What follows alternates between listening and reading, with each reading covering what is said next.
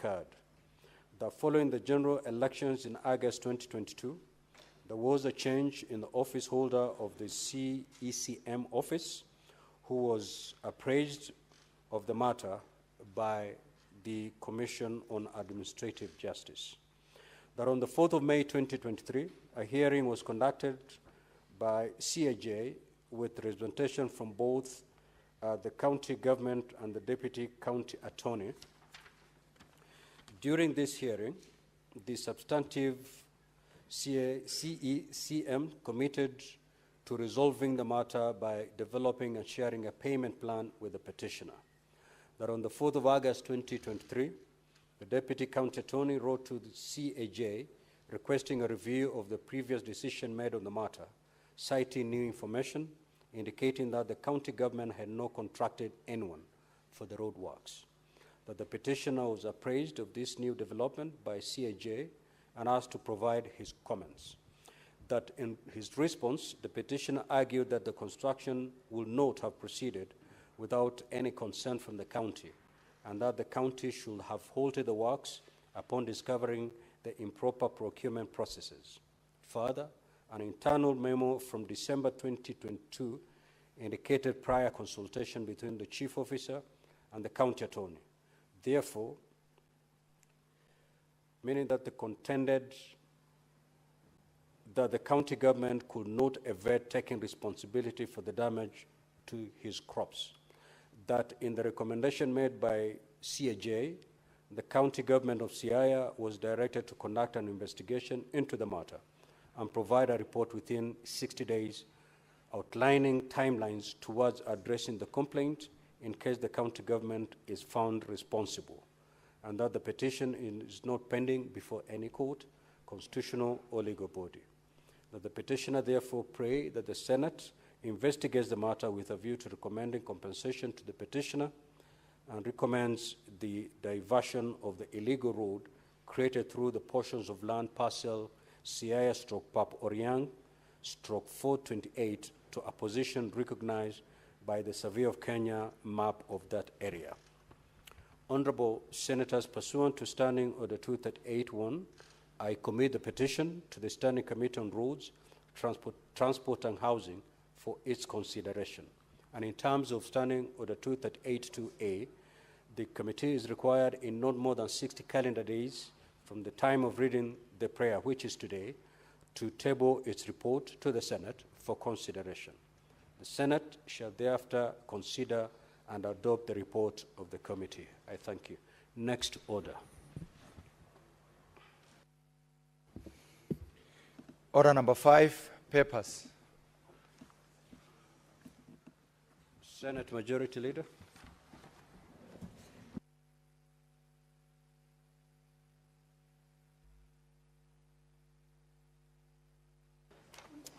Thank you, Mr. Speaker. Mr. Speaker, I beg to lay the following papers on the table of the Senate today, Wednesday, the 5th of March, 2025. These are the reports of the Auditor General on the financial statements of Murang'a County for the year ended 30th June 2024, the County Executive, County Assembly, County Revenue Fund, Receiver of Revenue, Murang'a County Assembly, Car Loan and Mortgage Scheme Fund, Murang'a County Emergency Fund, Murang'a County Education Scholarship Fund, Murang'a County Small Traders Empowerment Program Fund, Murang'a County Agricultural Farm Input Subsidy and Incentive Fund, Fort Beverage Industries Company Limited, County Government of Murang'a, Municipality of Murang'a, Kenneth Matiba Eye and Dental Level 4 Hospital, Muriranjas Level 4 Hospital, Kangema Level 4 Hospital, Kirwara Level 4 Hospital, Kigumo Level 4 Hospital, Kandara Level 4 Hospital, Maragua Sub-County Level 4 Hospital, Murang'a Water and Sanitation Company, Gatamathi Water and Sanitation Company Limited, Gatanga Water and Sanitation Company Limited, Murang'a West Water and Sanitation Company Limited, Murang'a South Water and Sanitation Company Limited, Rukanga Water and Sanitation Company Limited. Then the reports of the Auditor General on the financial statements of Vihiga County for the year ended 30th June 2024, which is the County Executive of Vihiga, County Assembly of Vihiga, County Revenue Fund, Receiver of Revenue, Revenue Statement, Vihiga County Executive Car Loan and Mortgage Scheme Fund, Vihiga County Assembly members and staff mortgage and car loan scheme fund, Vihiga County Education Fund, Vihiga County Trade and Enterprise Fund, Vihiga County Facility Improvement Fund, Vihiga County Sports Fund, Climate Change Fund, Vihiga County Referral Hospital, Amatsi Water Services Company Limited, and the reports of the Auditor General on the financial statements of Bomet County for the year ended 30th June 2024, the County Executive of Bomet, County Assembly of Bomet, County Revenue Fund, County Government of Bomet, Receiver of Revenue, Revenue Statement, Bomet County Assembly, Car Loan and Mortgage Scheme Fund, Bomet County Staff and Public Officers, Car Loan and Mortgage Scheme Fund, Bomet County Bursary Fund, Bomet County Education Revolving Fund, County Climate Change Fund, Bomet Municipality, Longisa County Referral Level 4 Hospital, Danai Sub-County Hospital, Sigor Sub-County Hospital, Kapkoro Sub-County Level 3A Hospital, Cheptalal Sub-County Level 3B Hospital, Bomet Water and Sanitation Company Limited. Mr. Speaker, I beg to lay. Next order.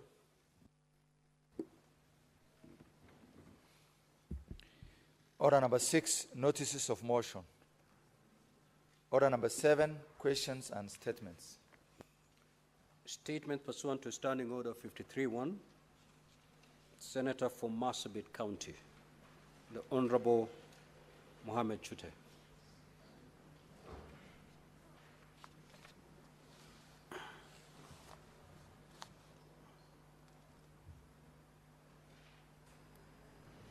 Thank you, Honorable Speaker. This is a request of a statement on the status of construction of boreholes in Sagante, Dakabaricha, and Kituruni in Marsabit County. Mr. Speaker, sir, I rise pursuant to Standing Order number 53-1 to seek a statement from the Standing Committee on Land, Environment, and Natural Resources regarding the status of construction of boreholes in Sagante, Dakabaricha, and Kituruni areas undertaken by the county government of Marsabit. In the statement, the committee should, 1, provide an update on the implementation status of the borehole projects in Sagante, Dakabaricha, and Kituruni, indicating whether they have been completed or still under construction. 2, confirm whether the boreholes are fully functional and operational and state reasons for any delays noted, providing the expected timelines for completion. 3, disclose the details of contractors awarded the tender for the said boreholes, including information on the tendering process and the criteria used in selecting those contractors. And finally, Honorable Speaker, 4, state the total cost of each borehole project and clarify how much has been paid so far, indicating whether full payment has been made. Thank you very much, Honorable Speaker.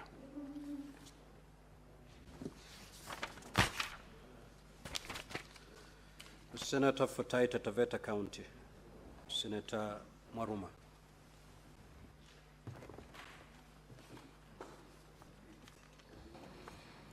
Thank you, Mr. Speaker, for this opportunity to request for 2 statements. I would like to read them concurrently. The first one is a statement on statutory reductions in Taita Taveta County. Mr. Speaker, I rise pursuant to Standing Order 53-1 to seek a statement from the Standing Committee on Labor and Social Welfare regarding the status of statutory deductions for employees of Taita Taveta County. In the statement, the committee should, 1, provide an update on remittance by the county government of Taita Taveta of statutory deductions from its employees and indicate any entities that have not yet received such deductions. 2, present a report on the status of statutory deductions from health workers' payments by the county government particularly following the return to work agreement signed between the Health Workers Union and the county government. And 3, inform the Senate of the measures the county government has put in place to clear all the pending statutory deductions from its employees, as well as a roadmap to prevent future backlogs of unremitted statutory deductions. The second one, Mr. Speaker, is on utilization of the National Government Constituency Development Fund, NGCDF, allocation for Taita Taveta County. Mr. Speaker, sir, I rise pursuant to Standing Order 53.1 to seek a statement from the Standing Committee on Finance and Budget regarding the utilization of the National Government Constituency Development Fund, NGCDF, allocation for constituencies in Taita Taveta County. In the statement, the committee should, 1, provide a breakdown of the annual NGCDF allocation for Voi, Mwatate, Undani, and Taveta constituencies from the 2017-2018 fiscal year to the 2024-2025 financial years, and 2, table lists of A, all projects in the 4 constituencies that were funded by the NGCDF allocations for the specified financial years, indicating the commencement and completion dates for each of the projects and the respective project costs. B, companies that submitted bids for each project undertaken during the period in question, specifying those that won the tender. And C, companies that were awarded tenders under the Access to Government Procurement Opportunities AGPO program. I thank you, Mr. Speaker. Senator Fernandi. Senator Chirange, any honorable senator holding his brief? Senator for Nairobi, are you holding brief for the Senator Fernandi? You may proceed. He has 3 statements.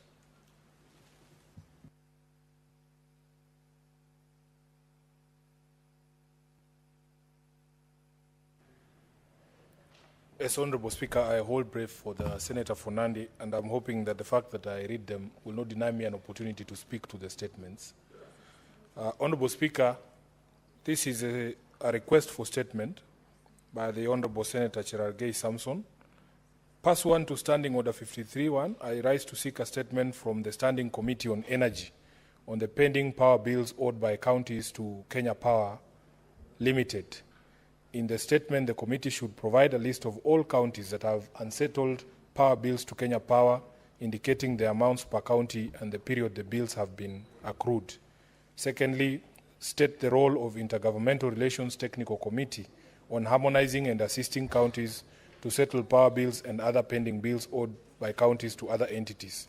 Thirdly, explain the reason that led to the recent confrontation and institutional and clash between Nairobi City County Government and the Kenya Power Company, providing details on the status of resolution of the stalemate and a clear way forward to avoid such altercations and interference of service delivery to the public in future. 4, appraise the Senate on the Kenya shillings 19.2 billion written off bad debts by KPLC and whether there are counties whose bills were written off, further giving details on the additional revenues that KPLC earns from hosting cables on their poles, yet the entity is reporting losses due to poor revenue collection. Honorable Speaker, the second statement by Senator Cherargei. Mr. Speaker, sir, I rise pursuant to Standing Order 53.1 to seek a statement from the Standing Committee on Energy regarding the alternative revenue streams for the Kenya Power Company. In the statement, the committee should, 1, provide an annual breakdown of the revenue earned by the Kenya Power and Lighting Company from hosting fiber optic cables on the electricity poles from the financial year 2021-2022 to date. Number 2, disclose all other alternative revenue streams that Kenya Power is currently exploring to diversify its income. And thirdly, explain strategies being implemented by Kenya Power to address the persistent issue of poor revenue collection. Lastly, Honorable Speaker, request for statement on the state of emergency response, preparedness and disaster management in Nandi County.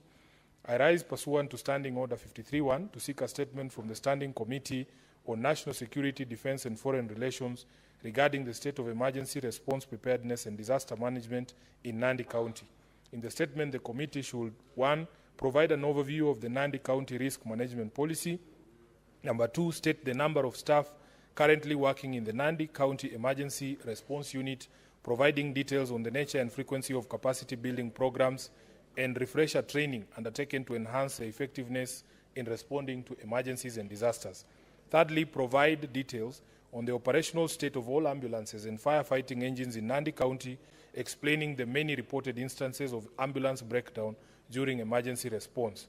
Fourth, explain why the county government of Nandi has not established emergency response centers outside Kapsabet Down, thereby subjecting residents in those areas without the centers to significant losses occasioned by delayed response. And finally, indicate the level of utilization of the Nandi County Emergency Fund, explaining why the fund was not utilized to compensate traders affected by the fire incidents at Kaptumo and Chepterit trading centers. Senator Samson Cherargei, Senator for Nandi County. I thank you, Honorable Speaker.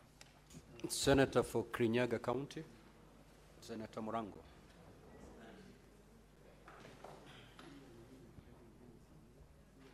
Yes, 2 statements. Mr. Speaker, standing in for Senator Morango of Kirinyaga County, I rise pursuant to Standing Order 53-1 to seek a statement from the Standing Committee on Agriculture, Livestock and Fisheries regarding the status of purchase of wheat from Kenyan farmers.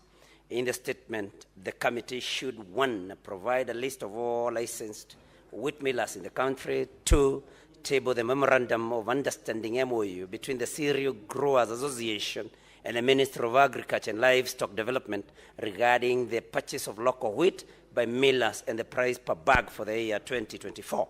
3, table a report of quantities of wheat purchased from the local farmers as well as quantities imported by each miller, explaining why the millers did not fully absorb locally produced wheat before purchasing the quotas allocated for duty-free import. And 4, state whether the wheat imported above the quotas attracted duty, and if not, state how much in cash equivalent the government forfeited on duty in the year 2024. I thank you, Mr. Speaker. You had 2 statements. Senator James Morango had 2 statements.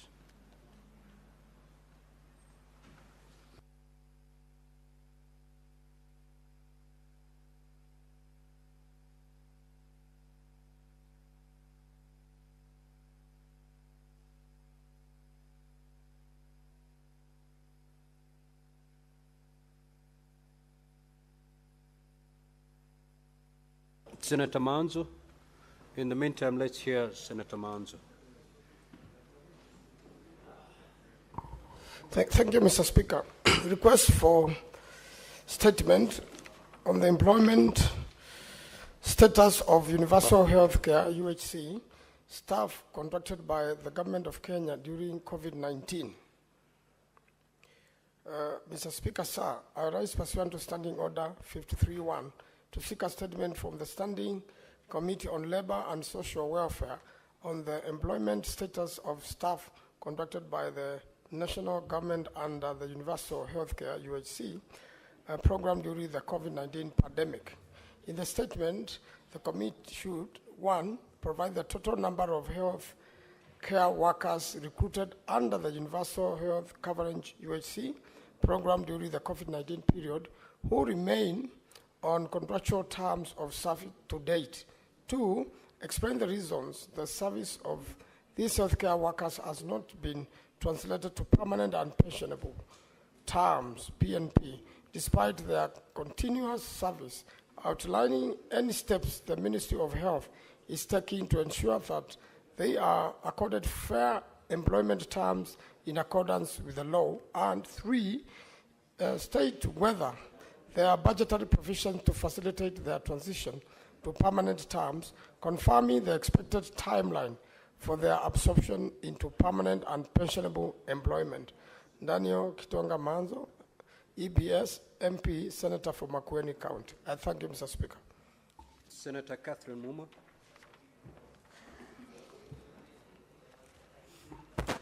Thank you, Mr. Speaker.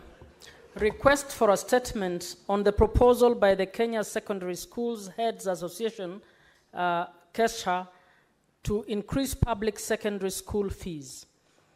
Mr. Speaker, sir, I rise pursuant to Standing Order 53.1 to seek a statement from the Standing Committee on Education regarding the proposal by the Kenya Secondary School Heads Association to increase school fees for national, extra-county, and county secondary schools, and to introduce school fees for public day secondary schools. Mr. Speaker, KESA explains that the proposal is based on, among other things, the partial and delayed disbursement of capitation funds, as well as the failure by government to review the capitation allocation to account for inflation. KESHA states that these factors have caused immense financial strain on school management, and pushed secondary schools to the brink of financial collapse, with some considering early midterm breaks to manage costs. In the statement, the committee should, 1, state the position of the Ministry of Education on the proposal by KESHA to increase school fees for national, extra-county, and county secondary schools, and to introduce school fees for public day secondary schools, explaining the ministry's assessment of the justification provided by KESHA. 2, to provide an assurance for the continued implementation of free day secondary school policy, which has been key in enabling access to secondary education to thousands of students. 3, explain why the government has not reviewed the capitation allocation per student since 2018 to account for the rise in the cost of food, utilities, and essential learning materials, stating whether there are plans to review the same. 4, provide a timeline for the disbursement of all outstanding capitation funds to secondary schools, outlining actions being taken to ensure the schools remain operational with no disruption in learning, rationing of meals, project delays, or overall deterioration of learning conditions due to the reported financial constraints. And 5, outline the short, medium, and long-term strategies being implemented by the Ministry of Education and the National Treasury to ensure the timely disbursement of capitation funds going forward. Senator Catherine Muma, nominated senator. Senator Esi.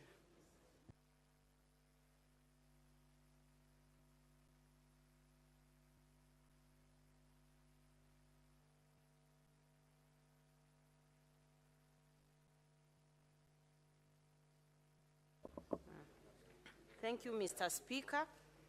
This is a request for a statement on insecurity incidences in Bomachoge Borabu sub-county in Kisii County. Mr. Speaker, sir, I rise pursuant to Standing Order 53.1 to seek a statement from the Standing Committee on National Security, Defense and Foreign Relations regarding insecurity incidences reported in Bomachoge Borabu sub-county in Kisii County.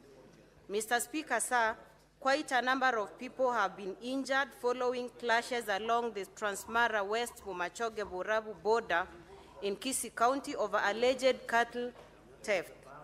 The violence began on Saturday, 1st of March 2025, after 3 cows were allegedly stolen from the Bomachoge Borabu side on Friday, 28th February.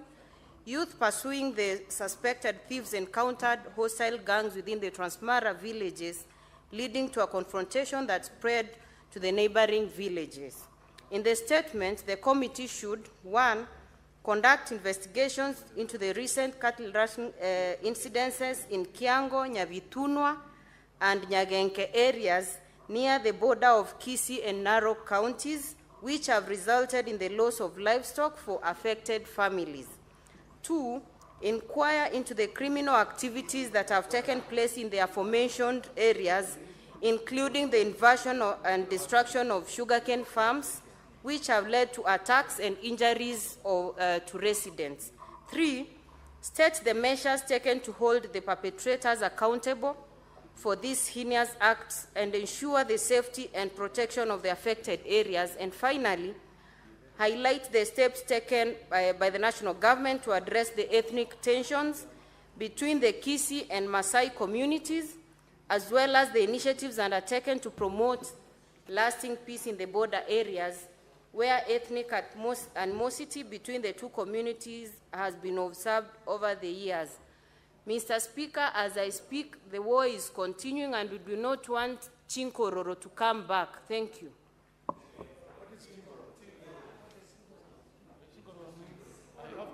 Senator Kinyua.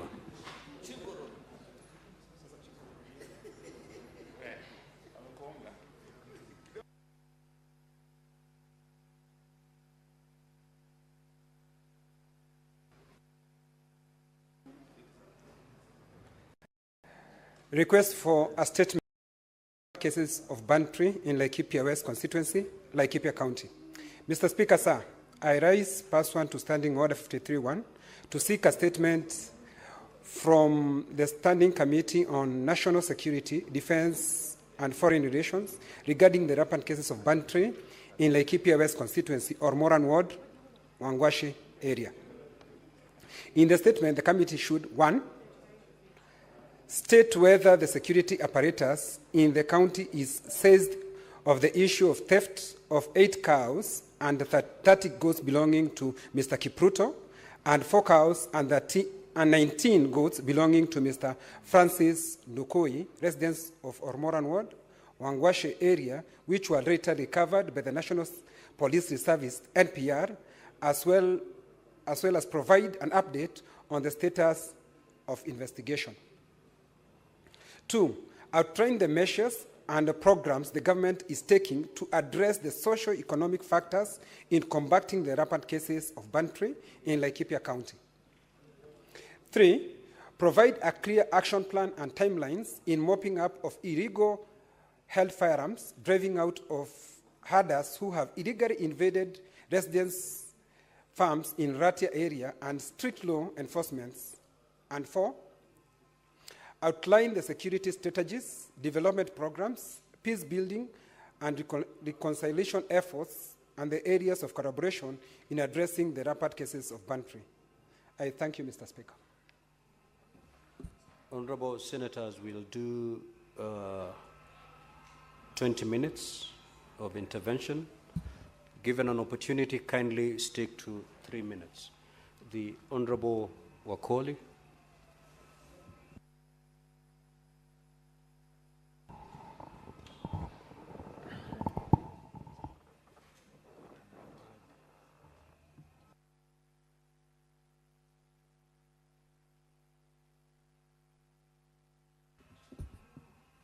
Honorable Senators, if you have nothing to offer, kindly just move out of the dashboard.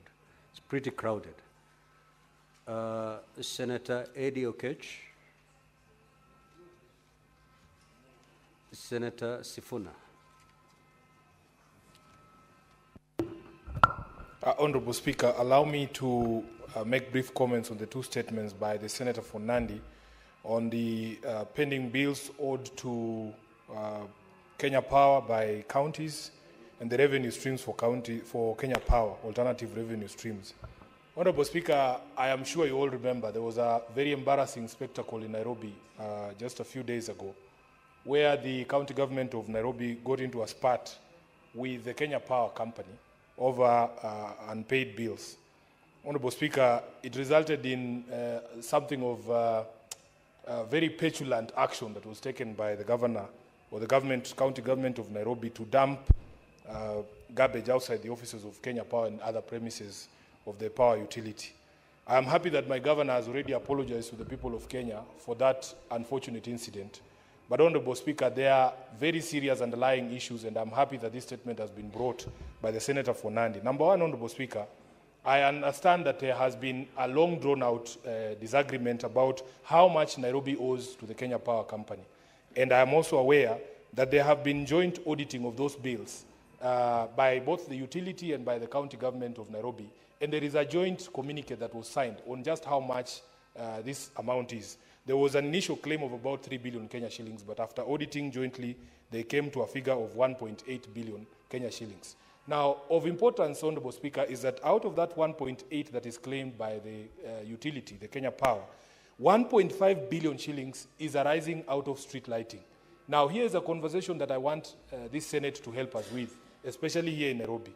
Honorable Speaker, although this street lighting is termed as a function of the county government, this is admittedly a national security function. And the Ministry of Energy themselves have agreed as much. I sat in a meeting with the CS for Energy, the Honorable Wandai, and he had told me that the ministry has acknowledged that this is something that the national government has to take up as a security function. And in fact, by the time of that meeting, which was about a month and a half ago, he told me that they had already written to EPRA so that this becomes a formal policy that county governments should not continue to pay street lighting bills. Honorable Speaker, the funny thing is that although Kenya Power acknowledges that the bulk of that bill is arising out of street lighting, when you have a dispute with them, they don't go and switch off the street lights, which is also a tacit admission on their part that they know that it is critical for Nairobi to continue to have those streets lit. If you look at the law that exists, Section 5 and Section 6 of the Urban Areas and Cities Act, it is recognized that Nairobi stands in a unique position as a seat of power, as a capital city of the country, and also as a diplomatic hub, Honorable Speaker. And that the national government, although certain functions are county functions, must step in from time to time to be able to support the workings of the county government. So, Honorable Speaker, we want to continue to urge the Ministry of Energy to follow through with that promise and make sure that because this is a national security function, they help counties to be able to settle these bills. Finally, Honorable Speaker, because you limited our time, there is a conversation about sources of revenue, on-source revenue for counties. Honorable Speaker, we have a spectre here in Nairobi where the county government used to host utilities, like they would do those utility lines on the ground. And then if you have your fiber optic cables or data cables you wanted to use, you would pay the county, and it was a very serious source of revenue. We have a situation where Kenya Power says they are not supposed to pay for way leaves in Nairobi or in other open spaces because the law says that you have to get the consent of a minister, which first of all is ridiculous, Honorable Speaker.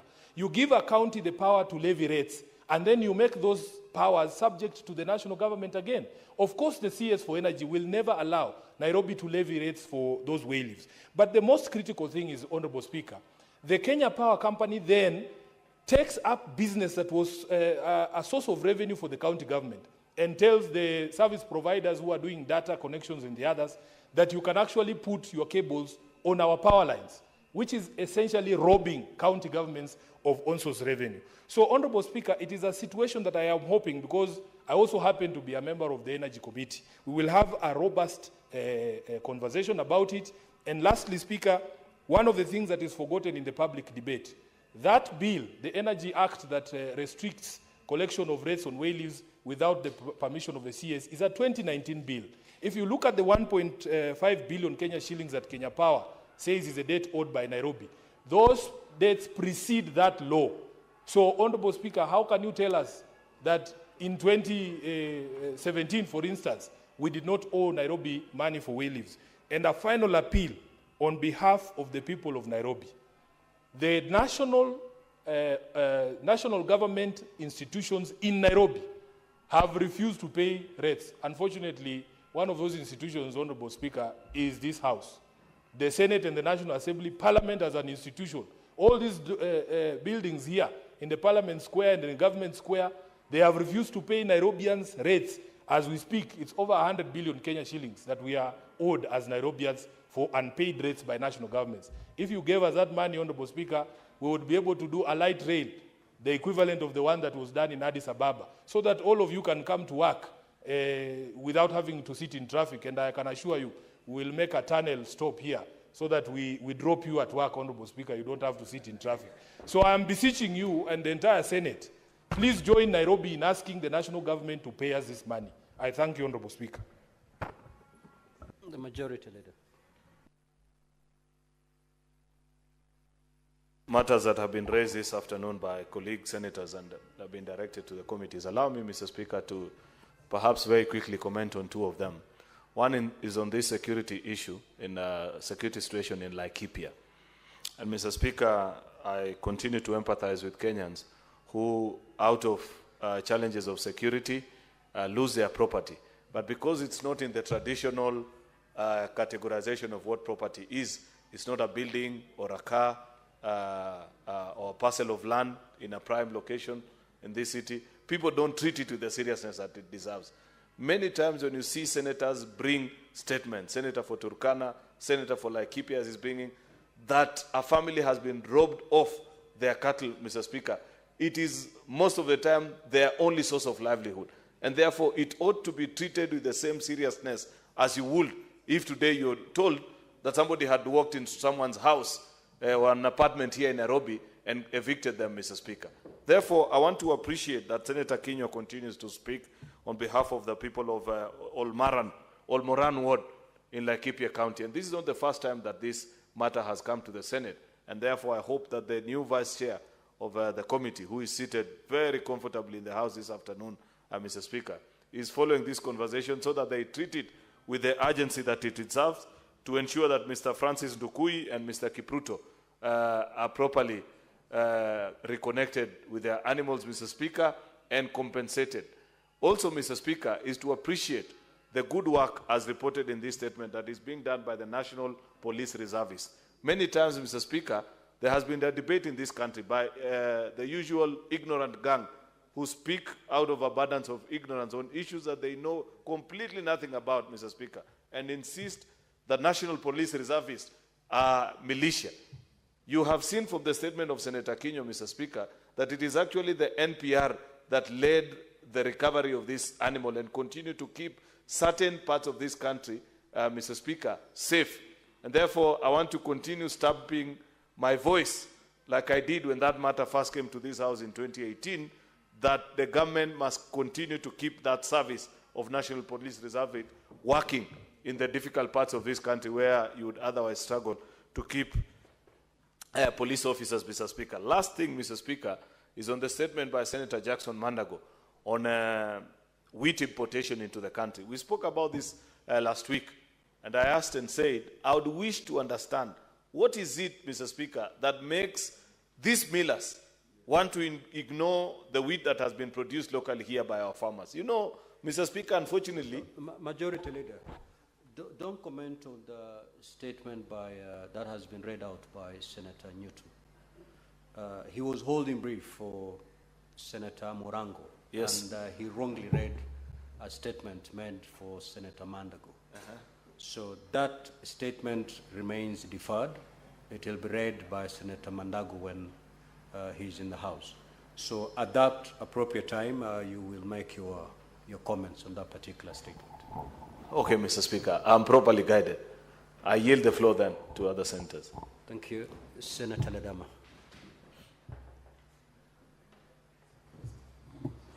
Thank you, Mr. Speaker. Mr. Speaker, I rise to make some comments and provide some useful information to two statements.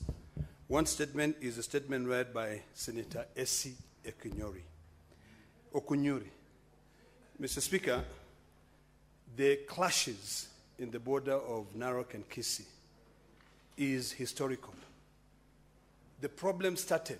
This has got nothing to do with cattle rustling. It has got everything to do with land. Way back, there was a gentleman by the name of Oringo from the Kisii community who fundraised a lot of money to be able to buy land, Maasai land, about 10 kilometers from the Kisii border all the way to Kilgoris town. This gentleman disappeared with the money.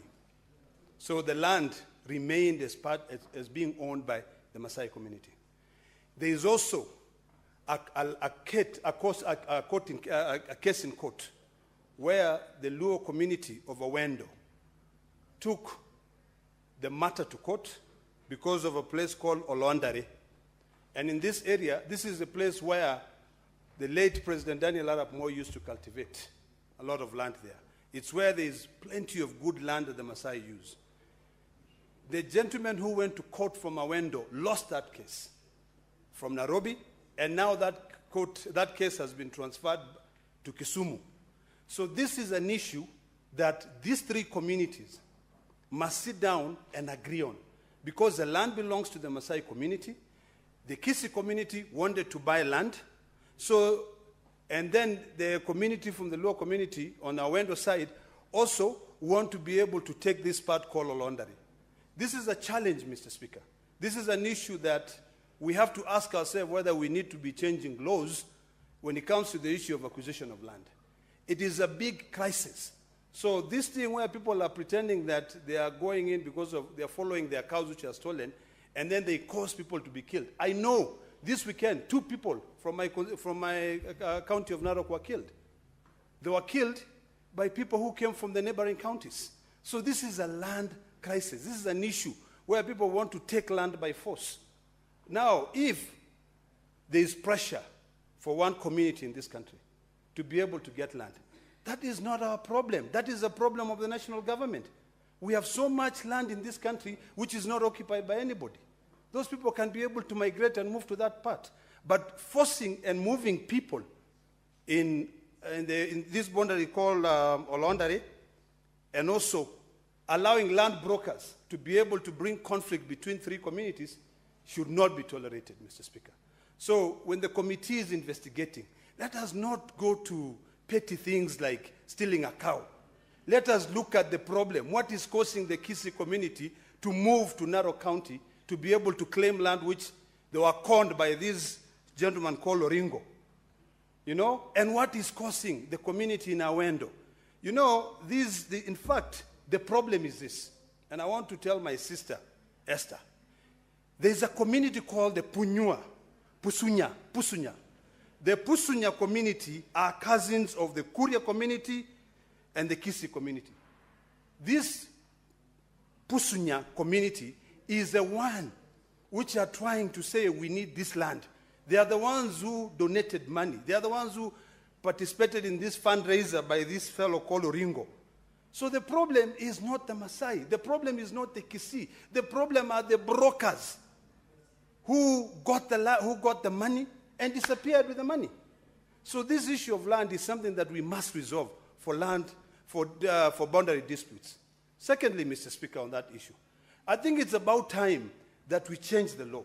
Because even the issue raised by Senator Cherargei on the issue of electricity, it has to go to do with the law.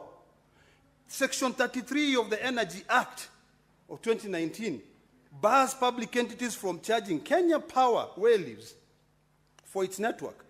The law further says that the entity can only demand the fees with approval from the Cabinet Secretary of Energy. Now, Senator Sifuna said, how do you expect the Cabinet Secretary of Energy to say, now Kenya Power, you can actually, no, Nairobi County, you can charge Kenya Power. Yet, Kenya Power is one of its state department. So the issue here we need to do is to change the law. And the law that I would propose that we change are 2 laws. One, the law that has to do with land on boundaries. That instead of selling land in the boundaries of counties, let us propose that the communities along those boundaries can lease this land out to people so that that land remain historically to be owned by the community which is domiciled in that area. Number 2, we need to change Section 33 of the Energy Act.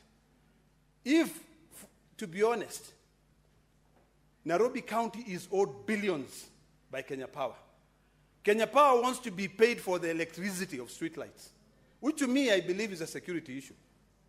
And I think the national government has got now to decide. The Ministry of Interior is given a lot of money. A lot of money. The executive is given a lot of money. I don't think the executive will feel the pinch if they decide that we will no longer drink tea, we will pay for security lights. Or we will never entertain people, we'll just do what? We'll pay for street lighting. I'm aware, Mr. Speaker, that there is a program, which is a PPP program, that is budgeted to spend about 10 billion Kenya shillings to be able to deal with this issue of streetlights. Because honestly, for every county, and it's not only Nairobi, my county of Narok, my own village of Orakule, So every so often you find that the street lights are off. And it's an insecurity issue. When you ask the community there, they say, we have asked Kenya Power to restore this security light. They said the bill has not been paid by the county government. So who is going to pay?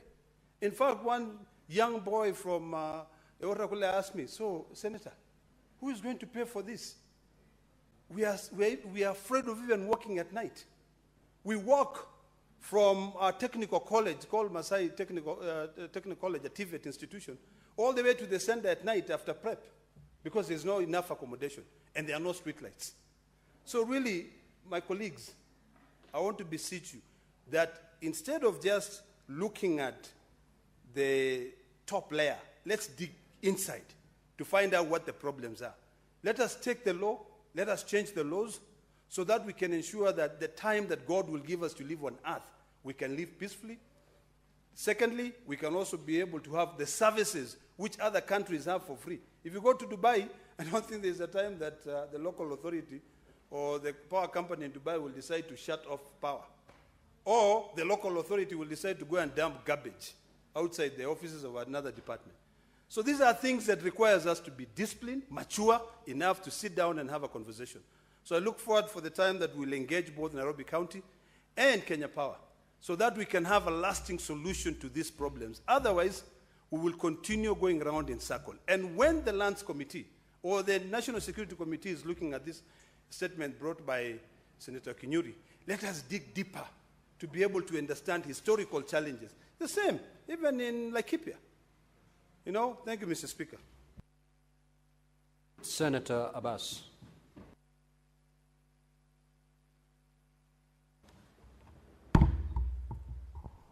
Thank you, Honorable Speaker.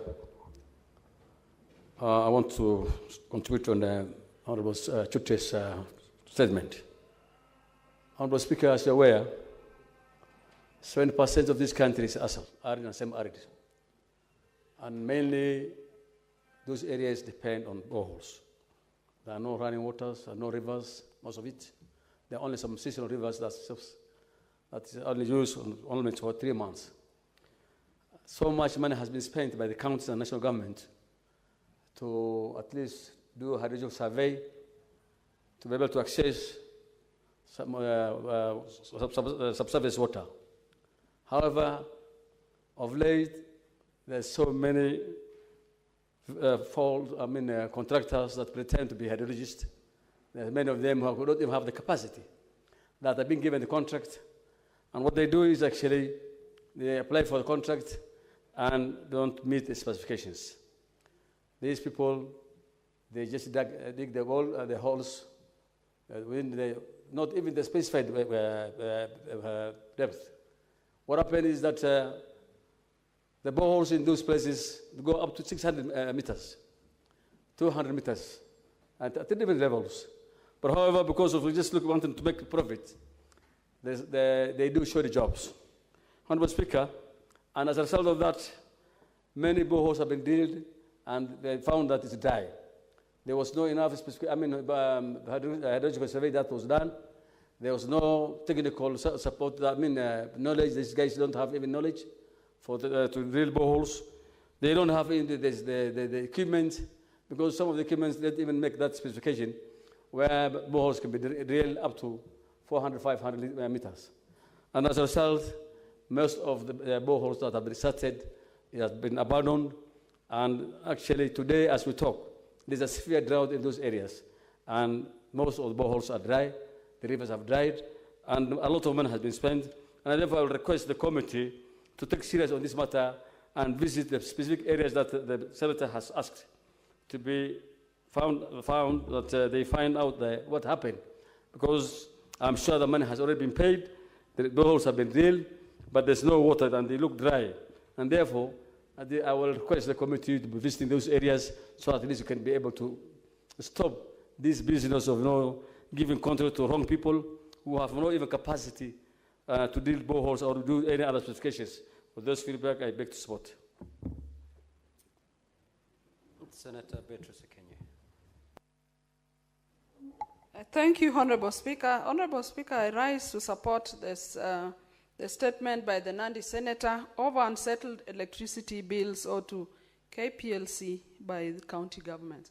Honorable Speaker, I want to insist that county governments must pay their electricity bills because, Honorable Speaker, we cannot say that other Kenyans should pay their bills and governments that draw budgets and have allocation for the same and go ahead not to pay, we can say should not pay their bills. Honorable Speaker, even if the bills have been accumulated for long, all we may suggest is that through the intergovernmental forums, the CS for energy could constitute a sitting with the CS Treasury along with the Council of Governors, and they find an amicable way of settling the bills. Honorable Speaker, the counties have disbursements every month. They could settle it in a way in which the bills for KPLC are ring-fenced and they could be paid in bits, if not at all once. Honorable Speaker, we know county governments have allocations. Why then would they not be encouraged to pay their bills? The issue of street lights is just a small percentage of these bills, and we all know that the street lights are also subsidized bills. So I want to support, because county governments are not only owing these bills on street lights, they are not paying bills on hospital bills and on the buildings that they use and a number of services, Honorable Speaker.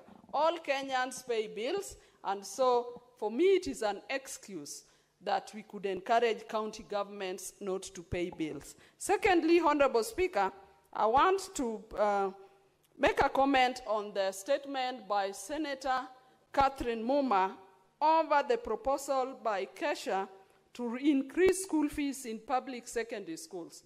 Honorable Speaker, we know Kenyans are struggling.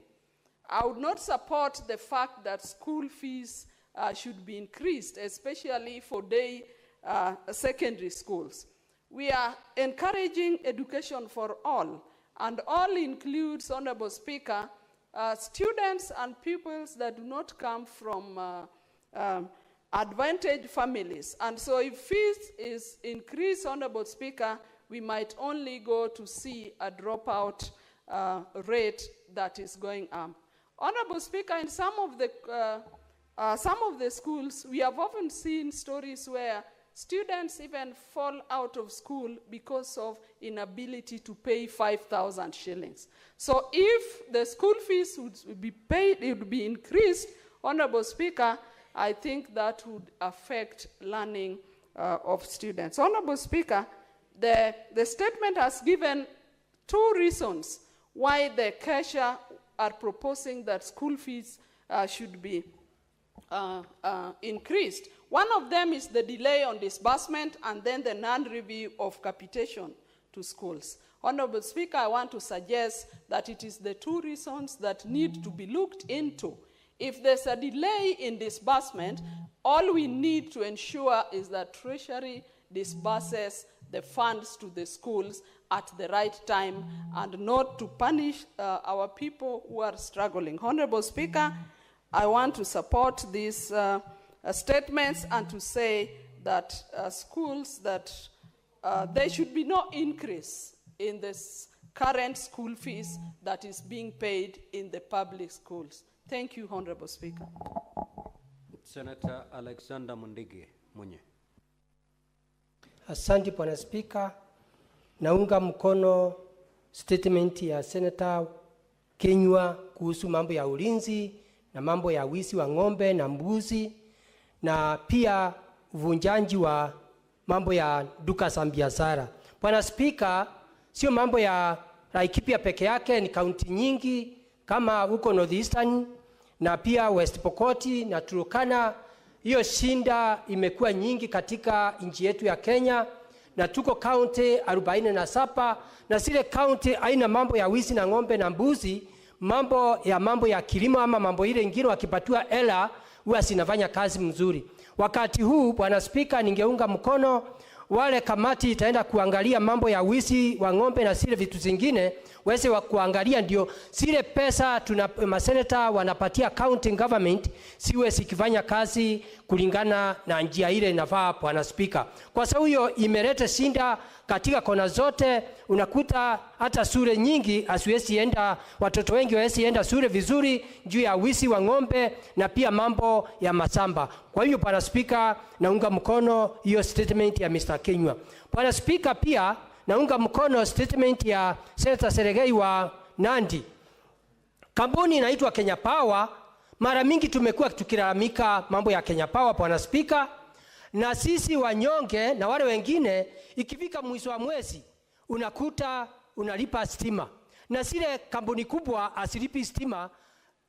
Pia Bwana Spika, kaunti zote 47 huwa inaitaka mambo ya security iwekewe stima na Kenya Power, lakini kulipa imekuwa ni shinda. Kwa hiyo Bwana Spika, ningesema kufanya upelelezi vizuri, kwa nini ile kitendo ilifanyika ya Nairobi, ya kaunti ya Nairobi, na ndio ambaye tunajua Nairobi City ndio msasi wetu, alifanya kitendo angeweza kuonekana katika dunia mzima. Unakuta juu ya mambo ya kuwa mtu ameenda kudai bei ya pesa yake, alafu sasa unaenda kwa nyumba yake, unaenda unamfungia nyumba na hakuna sheria kama hizo. Bwana Spika, ni kitendo ambaye kilikuwa ya aibu sana, kwa sababu Bwana Spika, tunajua kumekuwa na shinda hapa na pale, kaunti nyingi asilipi deni.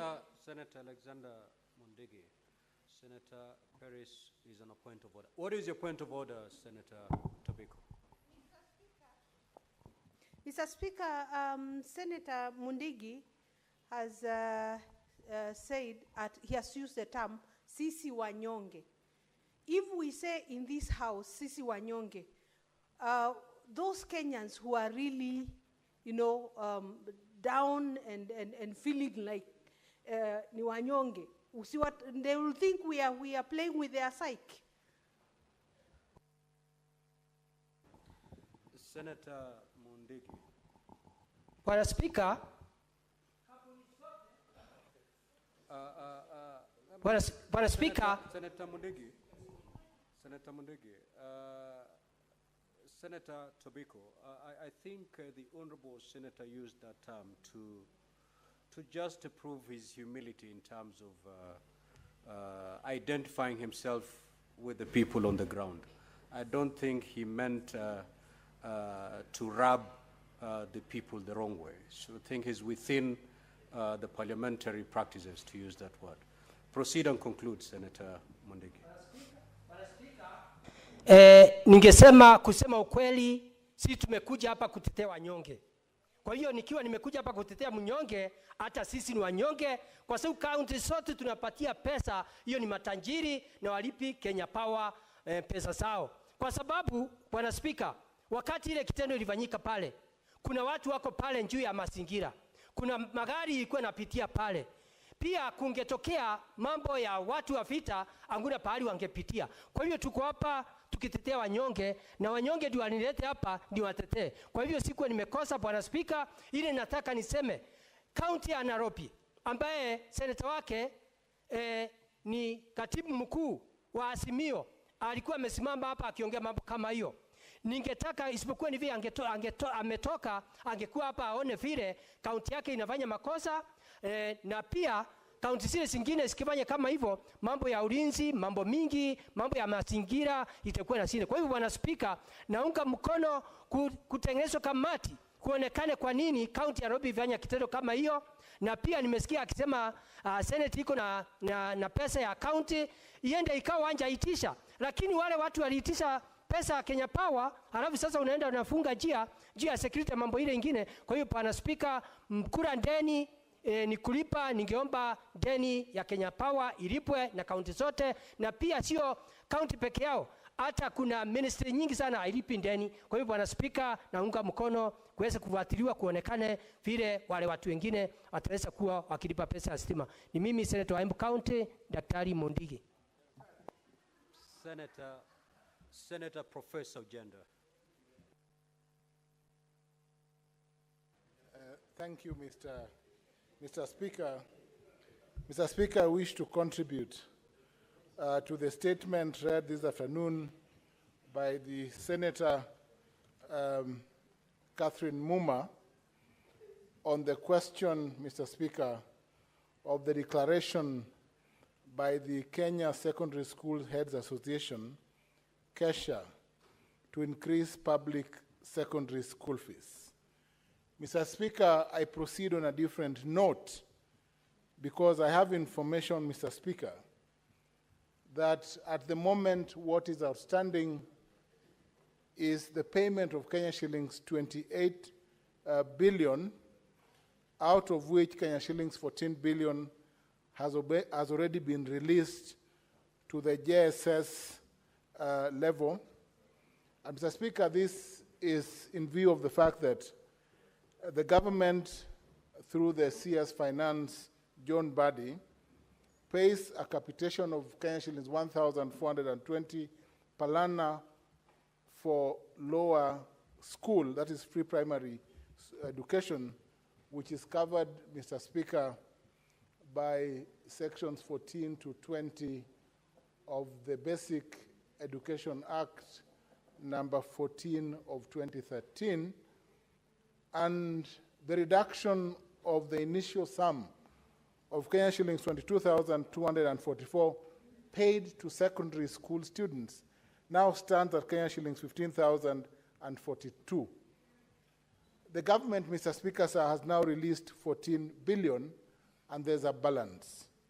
The term is not over, Mr. Speaker, it is only half term, and therefore, the precipitate action, Mr. Speaker, taken by the Kenya Secondary School Heads Association is uncalled for.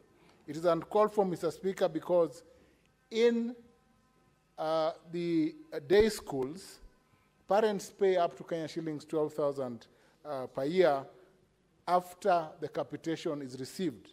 And parents, Mr. Speaker, sir, cannot be put under the pressure of adding any further sums because the CS Finance and Government have indicated that the payment shall be made, Mr. Speaker. This statement, however, is important, Mr. Speaker, because it is important for government to ensure that payments are made within time. And that is because, Mr. Speaker, there has been a delay, and some parents are therefore claiming that money should be refunded where they paid more money, my lord. Mr. Speaker, sorry. Mr. Speaker, this statement is also apt because it concerns the ordinary parent.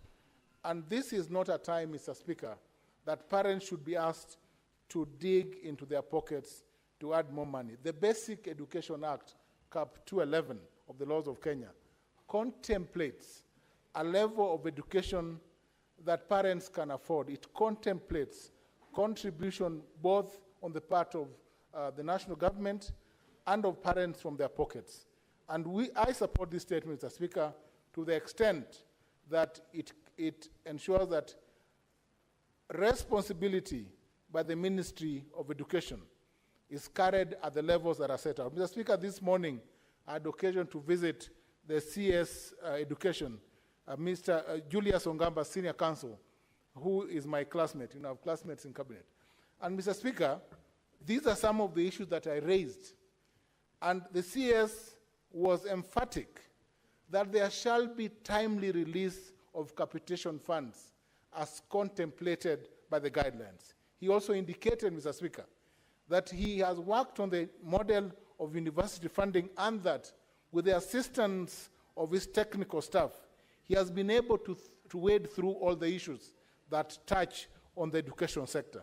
And we hope that the CS will continue to do the good work that he's doing. Lastly, Mr. Speaker, on cattle rustling, the late Senator Cheptumo, we buried late Senator Cheptumo on Saturday. He had worked on a bill on cattle rustling. As the Vice Chair of the Committee on Defense and Foreign Relations, we shall ensure that we prioritize that bill to see that it sees the light of day so that cattle rustling can be a thing of the past in this country. Cattle rustling, Mr. Speaker, as we can see, is rampant in certain counties, including Pokot, including Laikipia, where we can see the statement by Senator Kinyo emerging. But, Mr. Speaker, even in some counties like my county, in Nyakach, which is the border sub-county with the Senator Majority Leaders Sub-County of County of Kericho, where we've had serious issues of cattle rustling reported, and where we have put a framework where leaders cooperate so that we can deal with this issue of cattle rustling and bring it to an end. We had talked about, Mr. Speaker, in the bill by the late Senator Cheptumo, a framework where we will ensure that livestock is labeled, that livestock is specific to a county to enable any person trace the origin of livestock, so that you cannot steal livestock from Kericho County and transport it to Kisumu County or to Kakamega County. And that way, Mr. Speaker, sir, we will bring an end to the perennial problem of cattle rustling in this country. I support, Mr. Speaker. Honorable Senators, we will come back to those statements, but allow me to make the following communication.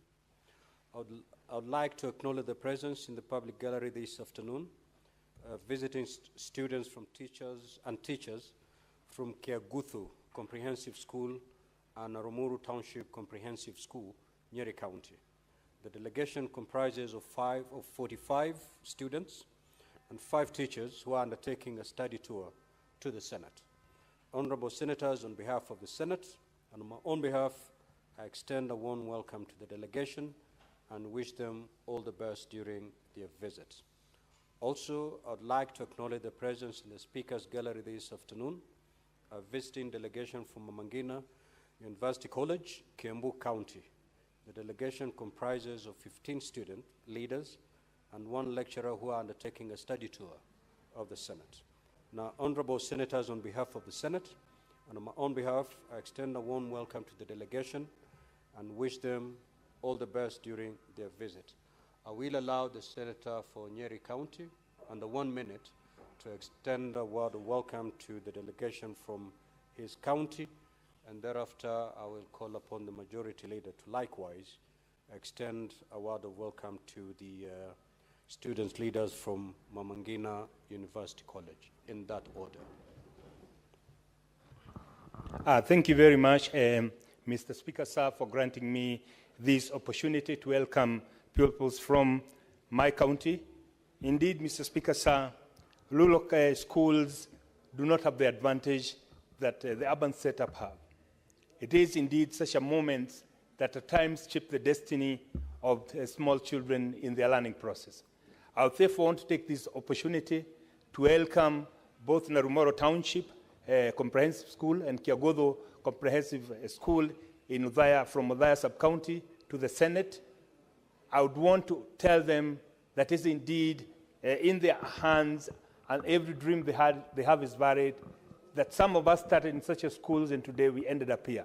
Therefore, Mr. Speaker, sir, to be under 1 minute as directed, I would want to take this opportunity to welcome the students and the teachers, and I want to wish them well in their studies. I would want them to urge them to work very hard in school, to be obedient, and to be quite faithful in praying, that so that one day they can come and sit here, because this house belongs to those who believe that they have an obligation to take leadership in this country. Thank you, Mr. Speaker, sir.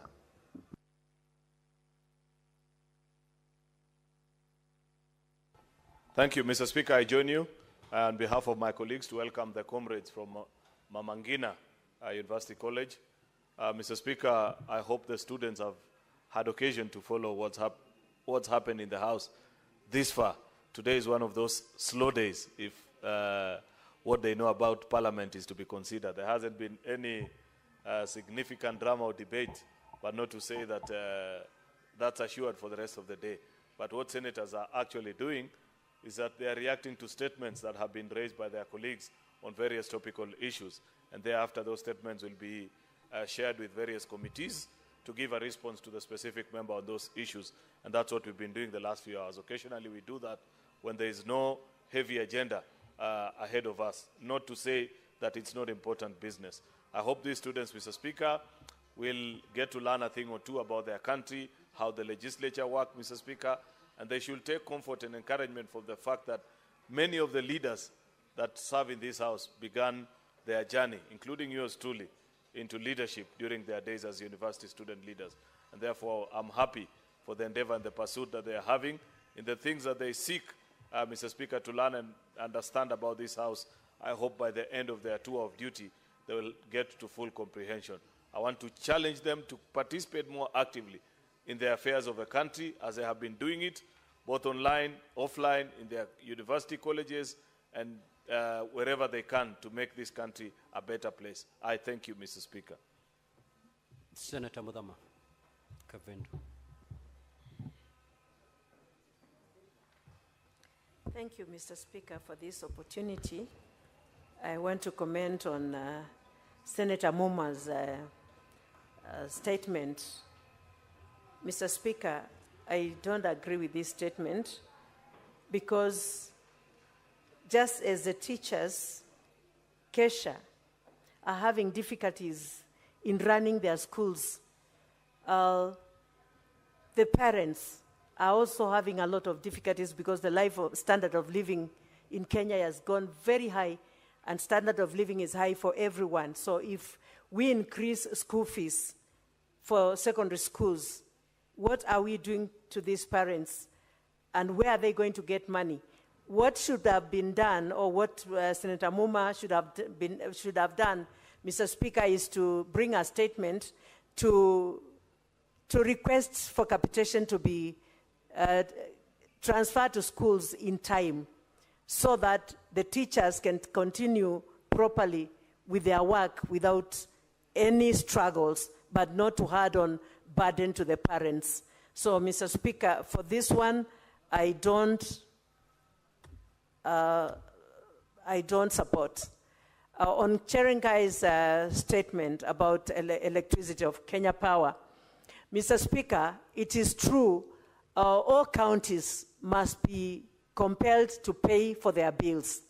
But, Mr. Speaker, we've also seen Kenya Power increasing their rates in a way that nobody even understands, even for the local mwananchi, that their rates are so high that some people are living now without electricity, and many of the people have turned to solar because they can no longer afford electricity because of the rates that they give. So it should also be checked, even as we tell the counties to pay, the bills should be checked if they are the proper bills that the counties should pay.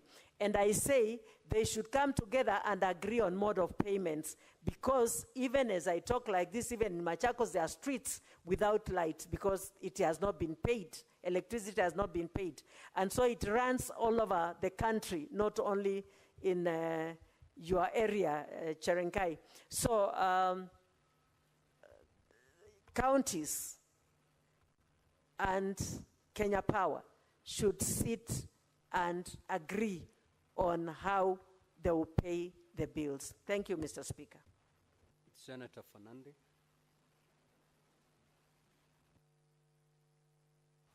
Mr. Speaker, I rise to support statement by Senator Chute of Mandera. Mr. Speaker, with the ongoing drought situation in the country, it's very sad that 60 years down the line, we are still discussing non-access to clean and safe water as a country. And there are many millions that have been allocated. Mr. Speaker, there is an agency called National Drought Management Authority. You know, they should be proactive, even the agencies, waterworks that we have. Because if the boreholes are dry or non-functional, you can imagine the Kenyans that they are suffering, Mr. Speaker. Mr. Speaker, you can see, even in Garissa, it is less than 1 kilometer, the water is passing there. There is no water in Garissa. And this is the holy month of Ramadan, Mr. Speaker. And therefore, it's very unfortunate that our Muslim brothers and sisters are suffering during this. You go, I saw in Takaba. Takaba, they have a pay bill to fundraise for buying water in Takaba, Mr. Speaker. So, and this is the holy month of Ramadan that our people should be doing the month without lack of water, Mr. Speaker. I saw even the other day we were in Mandera, courtesy of my brother, party leader, Senator Ali Roba, and I was disappointed again that Mandera residents were demonstrating, Mr. Speaker, because of lack of water. Why? Because there are 3 generators, there are non-functional generators, there is no electricity in this holy month of Ramadan, Mr. Speaker. I want to call out the Kenya Power and Lighting Company for this ineptitude, incompetency, and moribunds in service provision. It is not a favor, it is not a privilege that they are doing to Kenyans, Mr. Speaker. I don't support what Sakaja did by dumping cabbage in the KPL Stima Plaza. But, Mr. Speaker, if Kenya Power and Lighting Company cannot rise up to the occasion, we will not blame the decisions or the actions that Kenyans take, Mr. Speaker. We were there, and I know maybe also when the majority leader was in Mandera, he was also told of the lack of electricity. And I want to propose to Kenya Power and Lighting, and majority leader, you can tell the energy expert minister, Opio and I, that they can allow the importation of electricity from Ethiopia because it is cheaper and affordable to the people of Mandera and northern Kenya. If Kenya Power and Lighting Company, Mr. Speaker,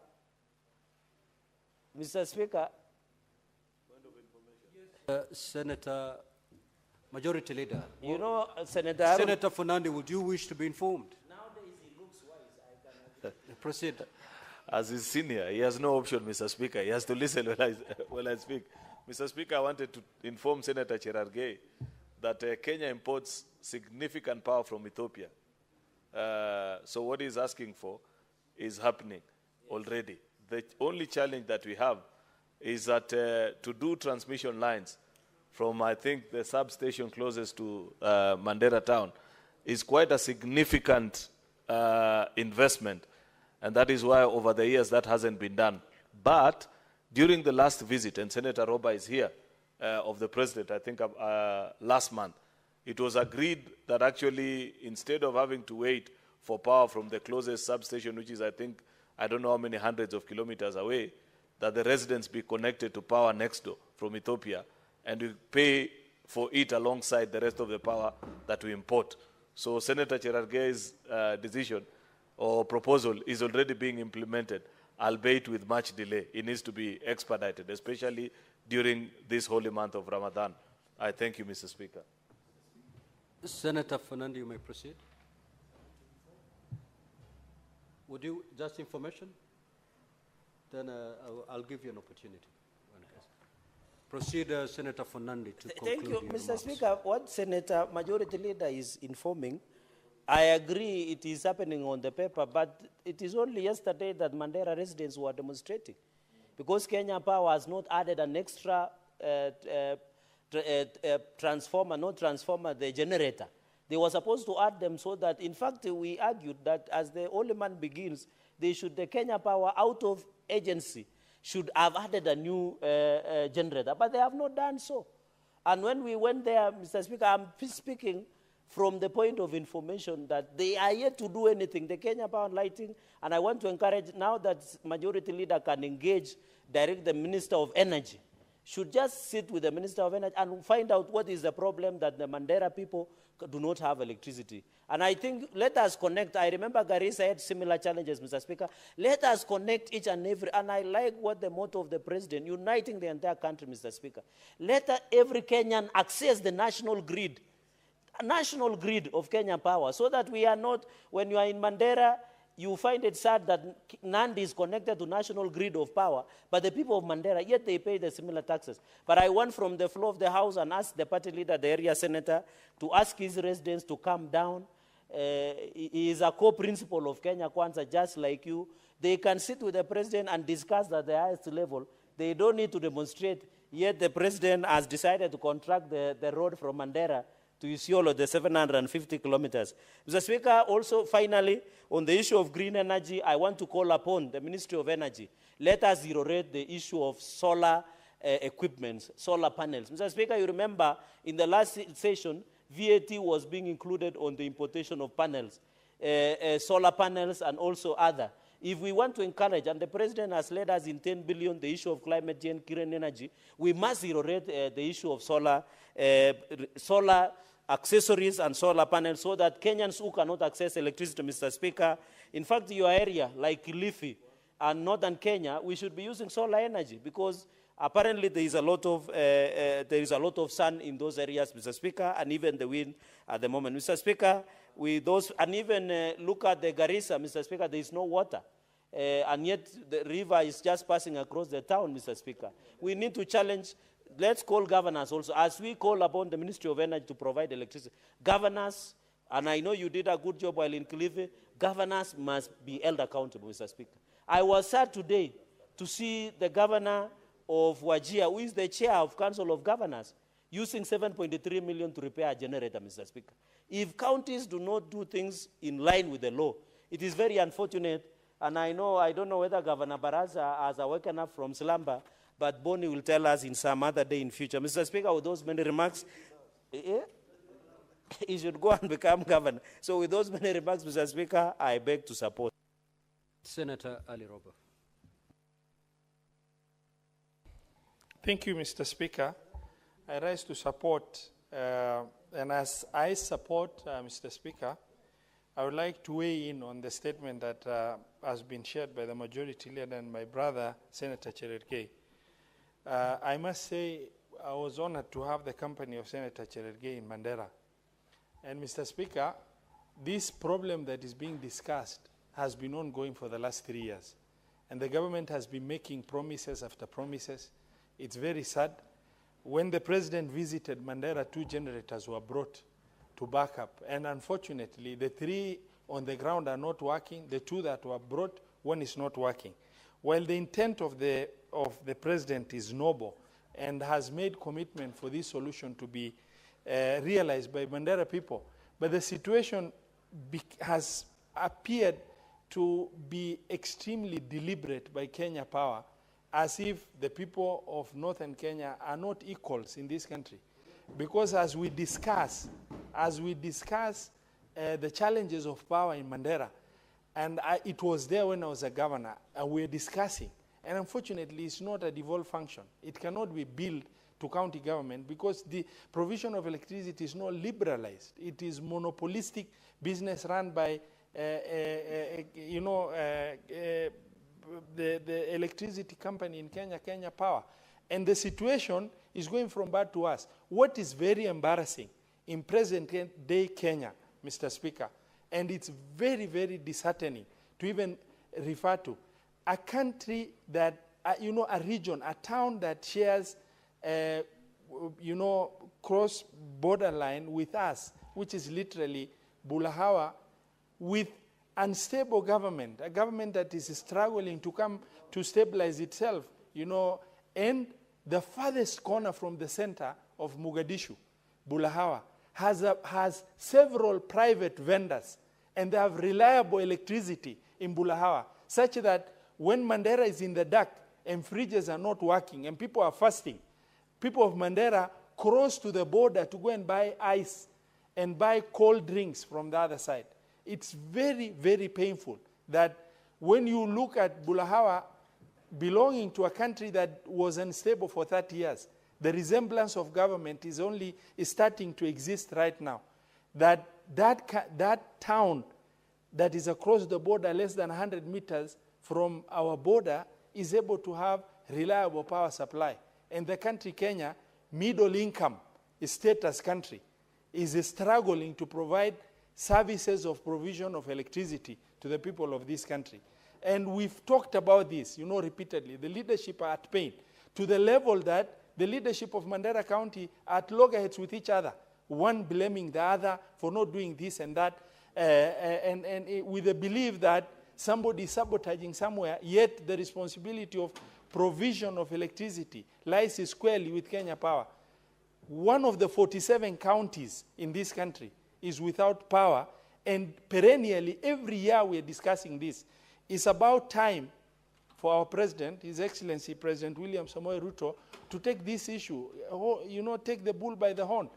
The noble intent of connecting us from across the border, which is about 78 kilometers from Ethiopia, has been in discussion, but realization of the same is not happening. The problem is persistently there. The people are at pains. Yesterday, there were demonstrations in town. We've tried to suppress it for years. To the extent right now it has become impossible. It is reaching explosive levels within the community where leaders will not have a choice, but because we've kept on telling them, do not demonstrate, we might end up joining them in the demonstration for purpose of realizing, electricity, sustainable electricity supply for the people of Mandera town. Mr. Speaker, sir, it is very agonizing, and I cannot really overemphasize. Last time, we managed to calm the population of that town by telling them the president is coming, solution is on its way, and the generators have been promised.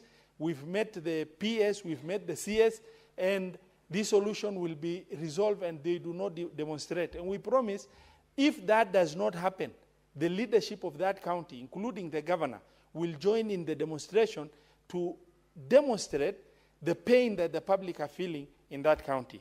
I beg to support. Thank you. Next order.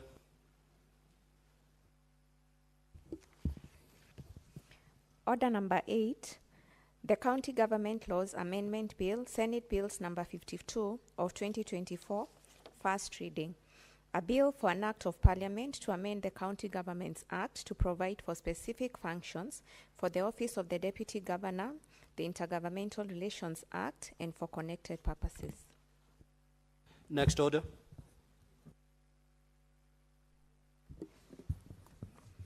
Order number 9, motion. Report of the Standing Committee on Trade, Industrialization and Tourism on a petition to the Senate regarding alleged fraudulent dealings at Diego PLC, East African Breweries Limited, Kenya Breweries, and UDV Kenya Limited. Resumption of debate on question to be put. Now, Honorable Senators, this motion had been debated. Where we are now is for the question to be put. Clerk, can you confirm that we have the requisite quorum for purposes of putting the question?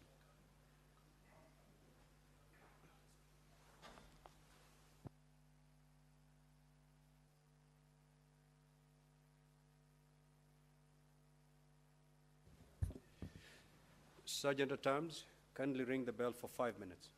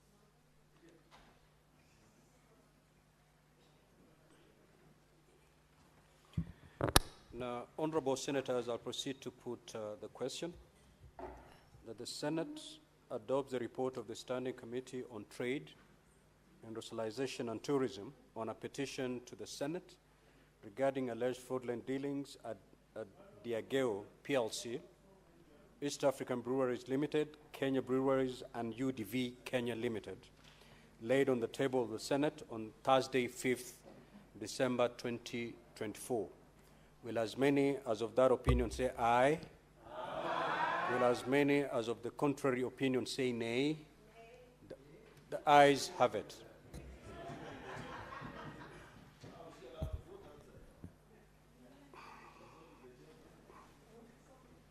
Take your seat, honorable senator, as we move to the next.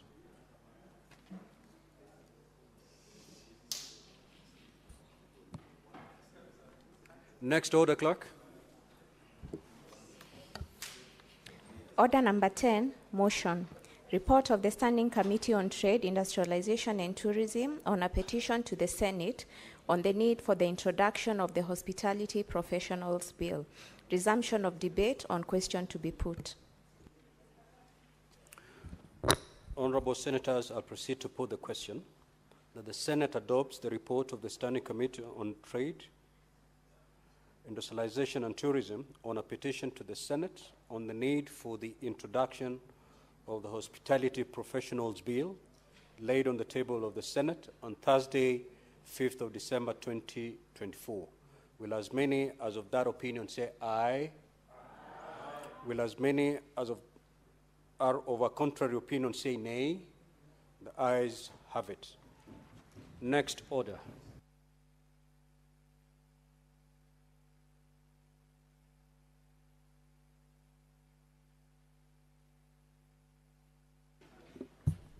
Next order.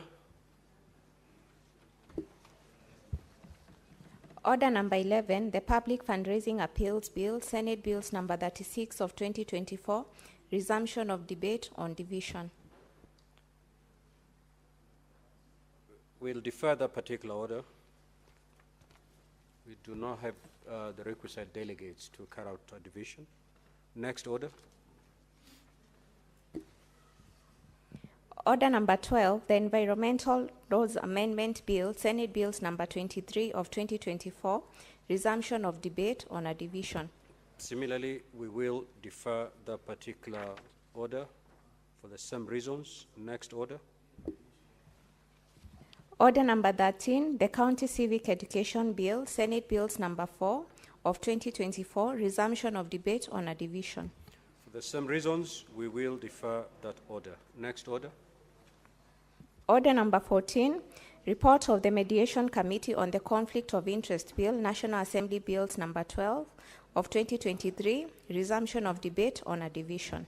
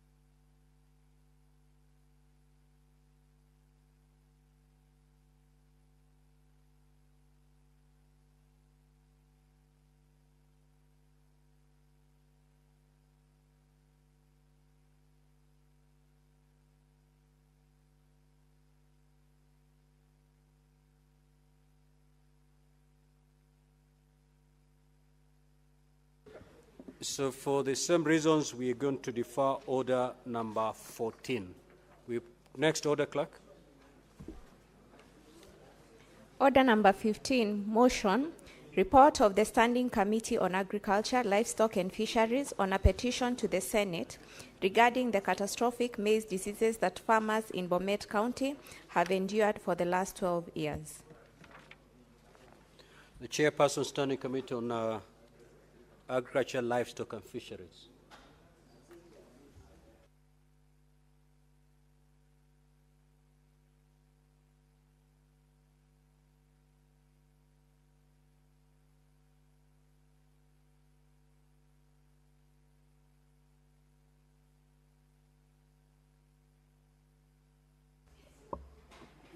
Thank you, Mr. Speaker, sir. Mr. Speaker, sir, I beg to move that the Senate adopts a report of the Standing Committee on Agriculture, Livestock and Fisheries on a petition to the Senate regarding the catastrophic maize disease that farmers in Bomet County have endured for the last 12 years, laid on the table of the Senate on Thursday, 5th December 2024. Honorable Speaker, this is a matter that affected many farmers in the North Rift. Honorable Speaker, this matter affected over 90% of maize farmers in Kericho, Honorable Speaker, and their attempt to seek redress from the county government, from service providers like Apollo, fell on deaf ears, Honorable Speaker. The petitioners acknowledged that there was no effective intervention and measures from national government and county governments to ensure and get alternative crop varieties, and that affected the production of maize in that particular area. Honorable Speaker, despite the efforts to engage the authorities on the pressing issues, the petitioners felt the concerns were not satisfactorily addressed and they had no alternative but to move to this House. Honorable Speaker, the committee acknowledged the devastating impact on the maize, lack of adequate support and intervention from both national and county governments, the withdrawal support from development stakeholders in terms of input and sustaining their livelihoods, and the committee also expressed concerns about the potential of this disease in other maize-growing areas in the country. Mr. Speaker, sir, in conclusion, having investigated the matter in accordance with its mandate, the committee made the following resolutions and recommendations. 1, national county governments to allocate sufficient funds to assist farmers affected by this disease in Bomet County. Number 2, the Ministry of Agriculture and Livestock should develop and implement comprehensive strategies for managing and controlling this disease in Bomet County and other affected regions. The Kenya Agricultural Land and Livestock Research Organization, KALRO, should expedite research on the disease and get maize that are varieties unresistant to the disease to farmers in the affected region of Bomet. The Kenya Plant Health Inspectorate Service, KEFIS, to enhance surveillance and monitoring of the disease and promote the adoption by farmers in the county. The Pest Control and Products Board should ensure the availability of effective and safe pest control products in managing the disease. The national and county government should provide farmers with training and service extension services, alternative crop varieties, and finally, the Senate Standing Committee on Agriculture and Livestock and Fisheries should conduct regular monitoring and evaluation of the implementation of these recommendations. Mr. Speaker, sir, the catastrophic maize disease in Bomet poses a significant threat to food security and livelihoods in farmers in this region. The committee's recommendations provide a roadmap to addressing the crisis and ensuring a sustainable future for maize production in Bomet County and beyond. The positive development in Kenya Seed Company. The positive development is that Kenya Seed Company has developed a maize variety that is resistant to maize lethal necrosis disease. I beg to move.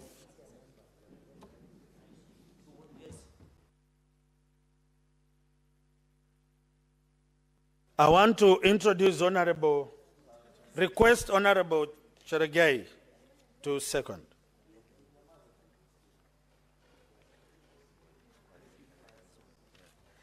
Thank you, Mr. Speaker. Sir, I want to congratulate the newly vibrant Senator, Chairperson of Agriculture, the Chairperson of Agriculture, Livestock and Fisheries, Senator of Bungoma, Senator Wakoli. I would have expected him, Mr. Speaker, to move it in Kiswahili, because, but to congratulate him for being elected the Chair of Agriculture. And I can see he's beginning with a lot of new energy. In Tanzania, they normally say nguvu mpya, ama nguvu kazi, if your indulgence allows me, Mr. Speaker. And congratulate the Agriculture Committee. Mr. Speaker, the issue of maize and diseases continue to give us challenge. Mr. Speaker, the seeds mostly, even us who are maize farmers from the region I come from, and I know maize is grown across the country, all the counties and even our borders. Sometimes the challenge emanates from the seeds, where the Kenya seed, which propagate the seed, sometimes are not very keen to prevent some of these challenges, and more so in Bomet, Mr. Speaker, where the Kenya seed should come up with a process of ensuring that they bring seeds based on the climatic condition, the soil or the soil type of the area, the climatic condition, Mr. Speaker, so that the maize seeds and variety that Kenya seeds develop for Narok is not the same for Nandi, is not the same for Bomet or any other, Mr. Speaker. And therefore, I'm happy that Kenya seed has developed maize lethal necrosis in fight against maize lethal necrosis disease. Even as we say, thank Kenya seed for developing a seed resistant, Mr. Speaker, we want to challenge the Minister of Agriculture and even the Bomet County government to compensate farmers. I think this issue of contract farming, compensation of livestock insurance in northern Kenya, we should also extend to farming, especially of maize, Mr. Speaker, even so that we can do compensation. Mr. Speaker, I saw these clashes between Kisii and Narok counties, Mr. Speaker, over border clashes. I have seen a number of acres of sugarcane that has been burned down. Mr. Speaker, we must normalize the compensation. Being a farmer, Mr. Speaker, is very hard in this country. For me, I'm a small-time farmer, and I can tell you the money that you put in farming is not equal to the money you get after harvesting, Mr. Speaker. It is one of the hardest things to do in this country. And that is why the average age of a farmer is 50 years, Mr. Speaker. It means that the farming is never attractive enough to attract young, vibrant people to go into farming, because we need to focus farming into creating agribusiness, Mr. Speaker. Say that the input should be less than the output, Mr. Speaker, so that we can encourage young people. I know, Mr. Speaker, most of the young people, even the guests, your guests that are seated, a number of them are still young, that are there in public gallery, Mr. Speaker. Most of them, your guests today in gallery, are young people. How do we make agriculture attractive, Mr. Speaker? And therefore, I want to challenge, let us make agriculture attractive by introducing both incentives and safeguards. If maize in Bomet, the county government of Bomet through Agriculture Department and then Kenya Seed and the Ministry of Agriculture must compensate farmers of Bomet who are affected by maize lethal necrosis disease. That is one of the safeguards. We have said with the drought that is happening in northern Kenya and across the country through National Drought Management Authority, they should ensure that the livestock insurance, both in Kajiado and other counties, including Samburu, Mr. Speaker, that are being affected by this drought, they must be compensated. And that is how we make agriculture attractive, Mr. Speaker. I heard some people, Mr. Speaker, in some function, the graduation in Kaiboi, in my county, telling youth, now you have graduated, go and create employment. I asked myself, as we could not even employ ourselves, we went to the people to get employment. How can we tell young people to get employment, to create employment, If us, we went to the people to get employment. The only way to create and channel the energy of young people, including the Gen Z, is making agriculture attractive. Secondly, Mr. Speaker, because I have 3 points, is the issue of contract farming. And I'm happy the government has registered more than 4 million farmers in Kenya. And I want to thank the President, His Excellency Dr. William Ruto, because as we talk, Mr. Speaker, you know, from 15 this month, as farmers of maize, we plant because we expect rain season. I'm happy that the subsidized fertilizer is now in our stores. We are now buying it at 2,500, Mr. Speaker, to use for maize. And I know it applies to all farmers. For example, Mr. Speaker, the only challenge, and I want to challenge counties. For example, in Nandi, Mr. Speaker, we have one in Celia, National Cereals and Produce Board. It is in Masab sub-county. We have one in Chesumei, in Mosoria Township, which is my doorstep. And we have one in Lesos NCPB. But the rest of Nandi, the lower Nandi, the northern towards Kericho, and towards Kakamega, towards Vihiga, Mr. Speaker, they don't have access to NCPB. I want to challenge Minister of Agriculture. You know, Mr. Speaker, my county, under Sangmal administration, Governor Sangmal administration, is an autopilot because he's not seeking for any other term. I would request, Mr. Speaker, that the Ministry of Agriculture assist us with last mile distribution of fertilizer. You find a farmer we have one in Maraba, you find a farmer all the way from Bogovel or Mombwa, the border of Kericho and Nandi. They have to come all the way to Maraba, Mr. Speaker, which is around 40 minutes to 50 minutes, all the way to come and Big Mbolea. They are using border, they are using Probox. I want to propose and ask the President from this floor of the House, with a lot of humility, to direct the Minister of Agriculture to do last mile distribution of fertilizer to farmers, even in Wazingishu. Because my farmers in Nandi, you can imagine, Mr. Speaker, a farmer has to come all the way from Tabolo or Kamungei, where I was over the weekend after we interred our beloved colleague on Sunday, Mr. Speaker, after we left Baringo. They have to travel all the way to Celia, and there is poor, pathetic of road network, Mr. Speaker. If there was a county, and I want to appeal to other governors, because my governor has left everything under autopilot, is busy with bad governance. I want to appeal to other governors. Can we do last mile distribution of fertilizer to the farmers? Mr. Speaker, I want to thank, in seconding this motion on the issue of Bomet, I want to Kenya Seed, Mr. Speaker, they had brought prices. For example, 2 kilos of maize seed, they were selling at 700 shillings. I'm happy the directive of Ministry of Agriculture, through the guidance of the President, we are now buying 2 kilos of maize seeds at 420 shillings to between 400 and 420 shillings, which will allow farmers, Mr. Speaker, to plant during this planting season. But I want to appeal to Kenya Seed. If they know March, the beginning of rains, Mr. Speaker, if they know that we are expecting, Mr. Speaker, rains, they should prepare themselves and propagate enough seeds to allow us, Mr. Speaker, to plant in time.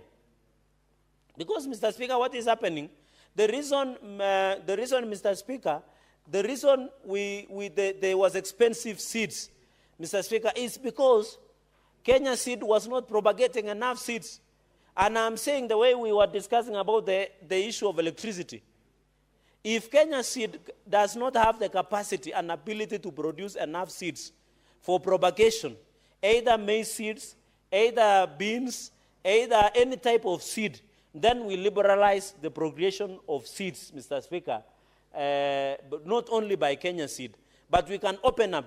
The reason Kenya Power can take years to even to respond challenges that are there across the country, or even Mandera or anywhere across the country, is because they are monopoly. But if today, if you have to open Kenya Power, open Kenya Seed, you will allow more sector players, there will be fair competition in the market, and therefore I want to appeal to Kenya Seed, even as they have made the prices affordable for farmers, they should ensure, Mr. Speaker, that the seeds that are in the market are of good quality, so that we don't have maize little disease that can affect our farmers, Mr. Speaker. And therefore I want to challenge Kenya Seed, Mr. Speaker. Mr. Speaker, the third point I wanted to make is I'm bringing an amendment, a legislative intervention. Mr. Speaker, when you look at all the cereals, and I'm happy the government is mopping 32,000, bags of wheat in Narok. And the government is mopping more than 32,000 or 34,000 bags of wheat in Narok, Mr. Speaker. Why is it that wheat, maybe, Mr. Speaker, maybe you'll inform me later. Mr. Speaker, why is it that wheat is 50 kilos, beans 50 kilos, potatoes 50 kilos, I'm told in Nyandarua, Mr. Speaker, Ndengu is 50 kilos. And I heard somebody was being referred to Ndengu farmer and he felt very bad. If I'm referred as a cattle farmer, I don't have a problem. I don't know why people have a problem of being called Ndengu farmer. If you call me Mufugaji, I don't have a problem, Mr. Speaker. So, Mr. Speaker, if all these are 50 kilos, why is it that it's only maize that is 90 kilos? And I hope the consumers of ugali, like Senator Moses Kajwang, can be fair to us, Mr. Speaker, through you.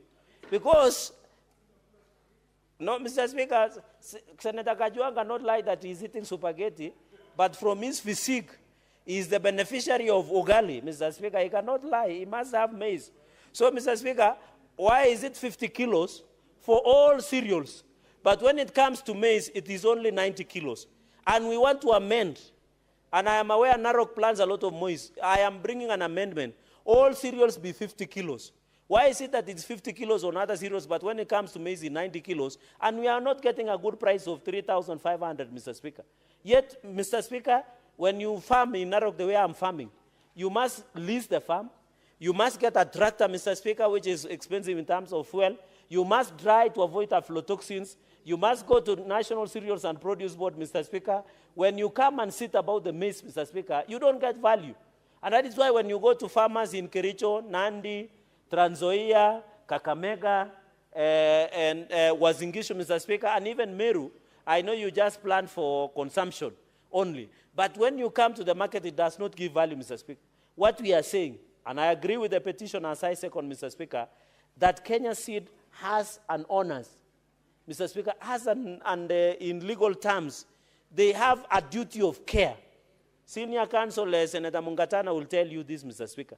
They owe a duty of care that when they are propagating seeds, they must propagate seeds of high quality so that we don't come up with maize-lethal disease that will undermine and threaten the life of a farmer, Mr. Speaker. I can tell you today, as we go to farming in North Rift, most farmers cannot farm because there is no resources to go to the farm, Mr. Speaker. And even here in Narok, Mr. Speaker, it is the biggest challenge that we must rise up against at the occasion, Mr. Speaker. So, Mr. Speaker, in conclusion, let us support all farmers, from wheat, from maize, from tea, so that we can ensure there is food security. And I'm happy, under the subsidy program of the President, the affordable seeds, Mr. Speaker, the sufurias that were on the many people's heads in 2022-23 have come down, and they are now being used to cook ugali in most of our homes. And nowadays, even looking at the smile that Senator Kajwang has been smiling for the last 2 years, is because of the good quality of maize, that whenever he goes to Kishagi and ensures, Mr. Speaker, and I want to advise my chair and Senate Majority Leader, because I normally see him playing football, that don't eat sifted maize.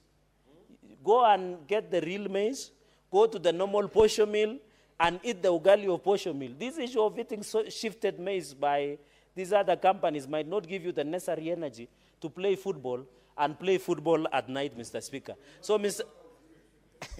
and also our cows, Mr. Speaker. So, Mr. Speaker, with those very many remarks, I beg to second this motion and agree with the findings of the committee. I thank you, Mr. Speaker.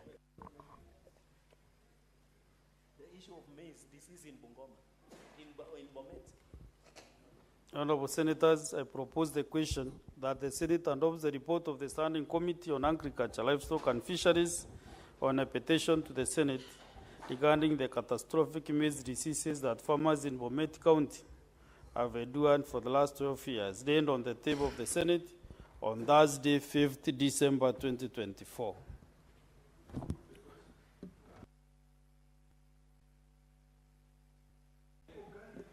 I can see a few senators want to contribute to this motion.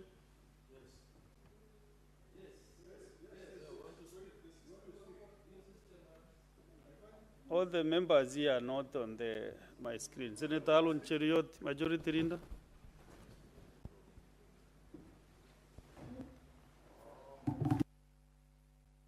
Yeah, Mr. Speaker, I don't know. Oh, okay. Just 1 minute, kindly. Before I give the floor to the members, honorable senators, I would like to acknowledge the presence in the public gallery this afternoon, visiting teachers and students from PCEA Gong Hill Secondary School, Kajiado North constituency in Kajiado County. The delegation comprises 2 teachers and 48 students who are in the Senate for a one-day academic exposition. Honorable senators, in our usual tradition of receiving and welcoming visitors to Parliament, I extend a warm welcome to them, and on behalf of the Senate and on my own behalf, wish them a fruitful visit. Senator Seki, under 1 minute. Thank you very much, Honorable Speaker. I also take this opportunity to join you to thank the school from Ngong, PCA Ngong Hills, for finding time to be with us today. I know this is a school that I know. I understand the performance of the school, and Ngong town has been a long historical town in our county and in the entire nation. And we really thank you for finding time to be with us this afternoon. Senate is a renowned parliament, which is a higher parliament. It's a parliament that legislates issues of education in national and counties. And I know you learn much more as you continue to have this great time with us. Otherwise, you're most welcome. The teachers, the students, and I know we'll have more interaction outside there. I'll come and greet you na kupiga picha kidogo. Otherwise, thank you very much, and God bless you. Okay, thank you. Majority Leader.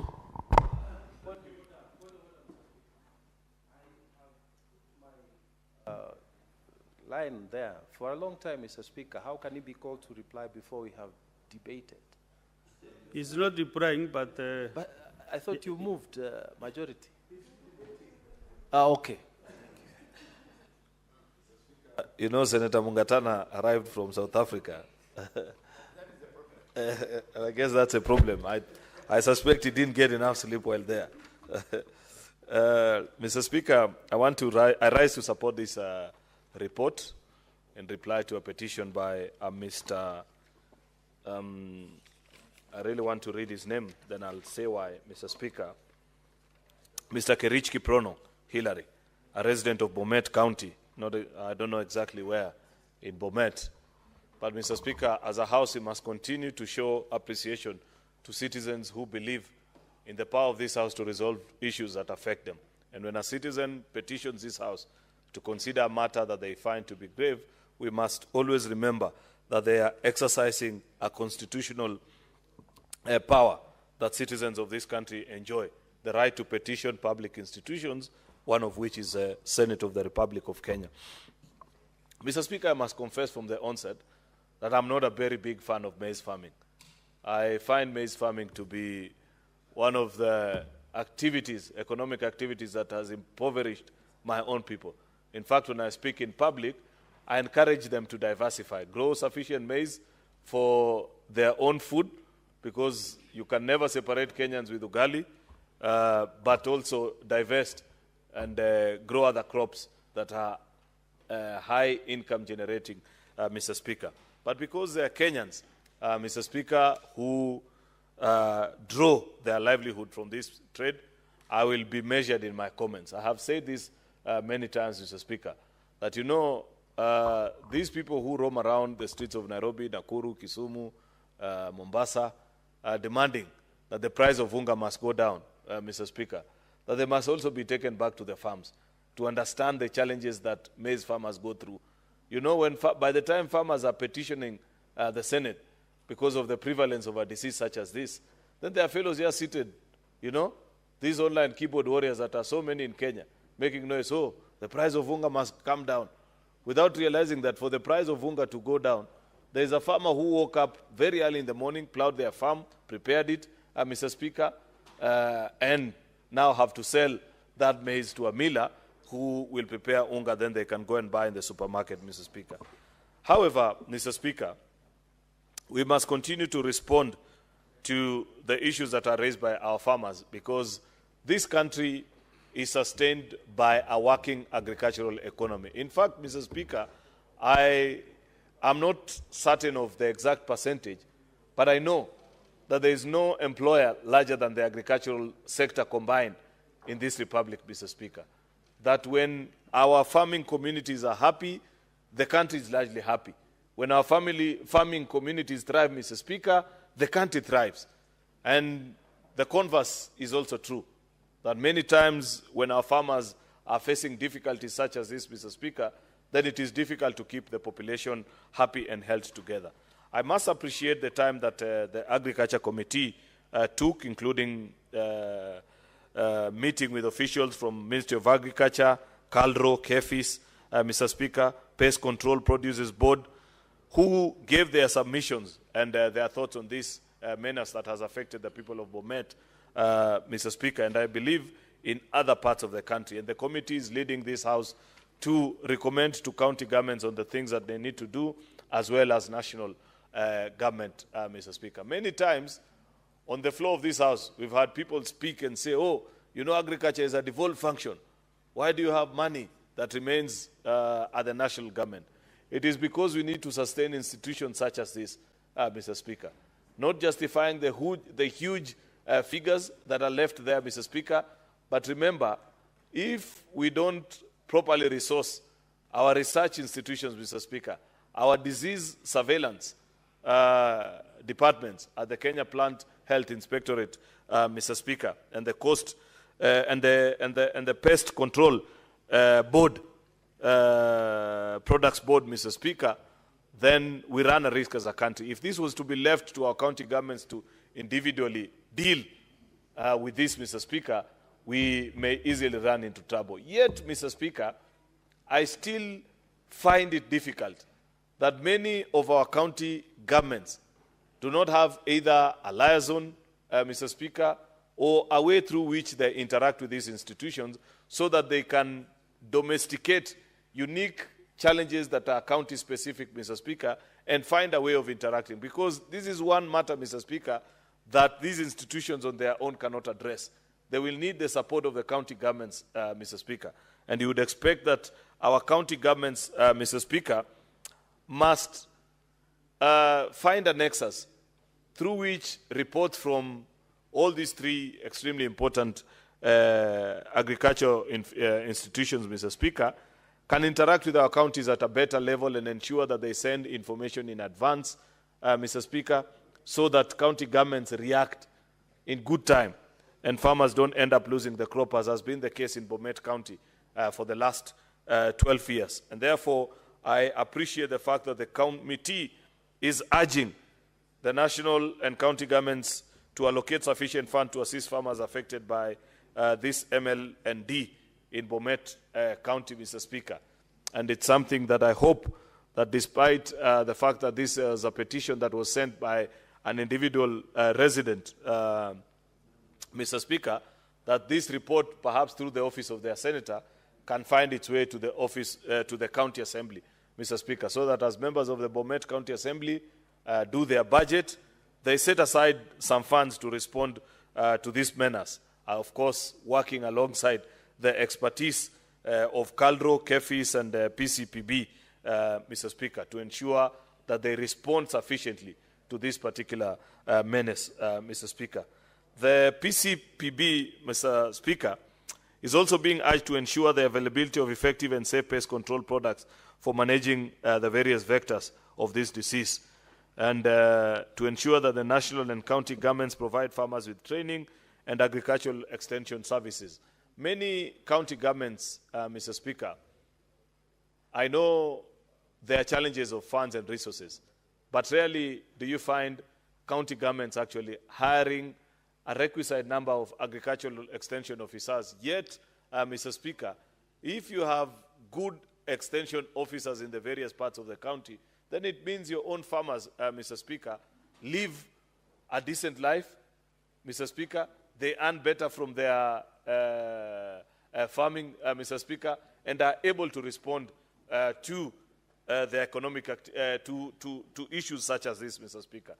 Mr. Speaker, I hope that one day the Committee of Agriculture, and I don't know where the chair is, Mr. Speaker. Oh, he's in the House. I've just noted that the distinguished senator of Bungoma, Mr. Speaker, who is almost to get alongside Senator Mungatana, and of late, the last few weeks, Mr. Speaker, including my good friend Senator Moses Kajwang, are among the top attendees in this House. Even on many afternoons, Mr. Speaker, when the House is virtually empty, you'll find them here, following proceedings, Mr. Speaker, and making their contributions. And we must celebrate such members, Mr. Speaker, who take the time to follow the things that happen in this House. The point I was making, Mr. Speaker, is that Senator Wakoli, you must lead this House in establishing, for example, how many agricultural extension officers exist in our devolved units, Mr. Speaker, so that we are told Narok, they have 50, Homa Bay have this number, Mr. Speaker, in your interactions with county governments. Why is this necessary, Mr. Speaker? Because it points to county governments that have placed agriculture and the success of farmers, Mr. Speaker, at the core of their business, Mr. Speaker. You know, Mr. Speaker, I know it's not possible to provide, let's say, to a village, but at least a serious governor must ensure that every ward is covered by at least one or two agricultural extension officers, Mr. Speaker, who can move around and have a near personal relationship, Mr. Speaker, with the residents of that particular county and be the people that feed into the agricultural policy of that county, Mr. Speaker. Otherwise, you will end up with governors, Mr. Speaker, or devolved units that don't react or respond to issues such as what is being canvassed in this petition and defer back to the old order, imagining that disease control and surveillance is a function of the national government, Mr. Speaker. Yet, it is expected by our constitution that our county governments, Mr. Speaker, will provide the ways and means through which our county governments can respond and react to matters such as this. And therefore, I hope, Senator Wakoli, you will lead this House, because you have already handled one too many petitions of various citizens of this country who are reminding us of challenges that they are facing. And it's not just about maize, as is the case here. It includes so many other crops. It includes livestock farming, Mr. Speaker, where citizens are left to battle on their own, Mr. Speaker, with no intervention from either the county or the national government. And you must be able to lead this House in establishing a nexus through which, Mr. Speaker, national and county governments collaborate for the benefit of our farmers. I have already pointed out, Mr. Speaker, that it is not possible for Kenya to achieve a thriving economy if our farmers continue to suffer, Mr. Speaker. And the easiest way through which this country, Mr. Speaker, can have a better and more thriving economy, Mr. Speaker, is if we support our farmers, as has been the case of late, Mr. Speaker. I must appreciate, this is not a complaint, Mr. Speaker, that despite the things that we are talking about lately, including even the wheat problem that we were talking about a few minutes ago, Mr. Speaker, it is on account that we have supported our farmers to produce sufficiently, and that we celebrate, Mr. Speaker. Now we must do the next step, which is to ensure that we secure and lock the market for them. Then we will have completed the equation, Mr. Speaker. Our farmers will be happy, and they will go home celebrating that their leaders have responded to their needs. If you see the production, Mr. Speaker, in almost all crops in this country today, you talk about tea.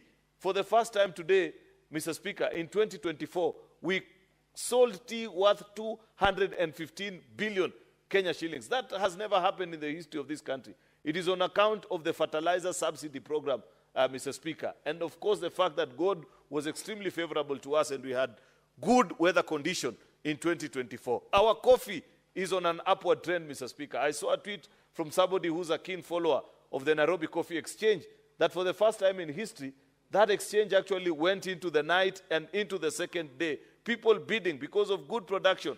I was at a public function in a place called Majimoto in Kipkelion West Sub-County, one of the top coffee growing areas in my county and in the Republic of Kenya. And when one of the farmers took to the mic, though we were at the funeral of a gentleman who had been unfortunately murdered, Mr. Speaker, they appreciated government for one thing, that because of the interventions that have been done in the coffee subsectors, Mr. Speaker, that they are beginning to see better prices. They are now earning 100 plus, things that were history in the past, Mr. Speaker. Yesterday we were in Kakamega, and the farmers are urging us, Mr. Speaker, that make sure the supply of this fertilizer and urea which they use, Mr. Speaker, to grow their cane is available and present, especially at this time as we anticipate the March long-range season going into April, Mr. Speaker, so that they can thrive and they can do better. I must appreciate those interventions that have been done by this administration, Mr. Speaker, because for the very first time in a long time, Mr. Speaker, rural agriculture is working. And it is on that account that even our food import bill, Mr. Speaker, is reducing. I hope there can be something to report about it from every part of this country, Mr. Speaker, because I don't believe that there is any part of this country that you cannot find something that will make the citizens to put their hands to and have a rural economy that works for them. And therefore, when a farmer such as this gentleman, Mr. Hilary Kerich Kiprono, Mr. Speaker, points to us of the challenges that they are facing in the maize growing area in a small region, it will lead the Senate of the Republic of Kenya into a broader conversation beyond just this issue in Bomet County to find ways through which we ensure that rural agriculture works, Mr. Speaker, and many of our citizens continue to earn. It is a shame of monumental proportions, Mr. Speaker, for us to continue importing food, yet we know that every time a ship docks in Mombasa with wheat, with sugar, with rice, that with maize, Mr. Speaker, that is a farmer of another country that you are empowering to the detriment of our own farmers, Mr. Speaker. In fact, I want to challenge this House, Mr. Speaker, that we must come up with regulations on this power that we gave to our ministers, Mr. Speaker, to issue waivers on importation on any food that is grown by our citizens, Mr. Speaker.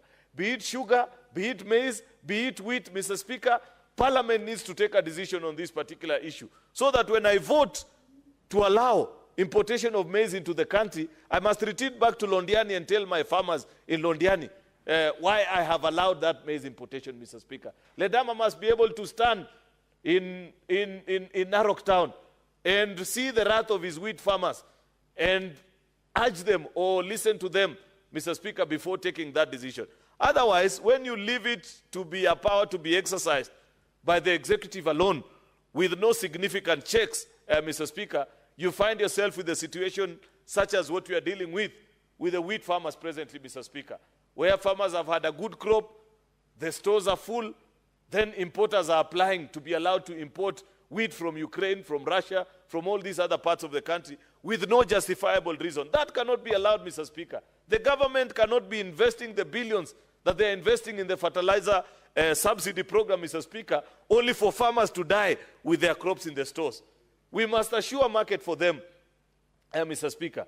And you know, the challenge that we have, Senator Ledama, I don't know if you know this, alongside the senators that you're listening, is the fact that the milling industry in this country is controlled by a very small elite group.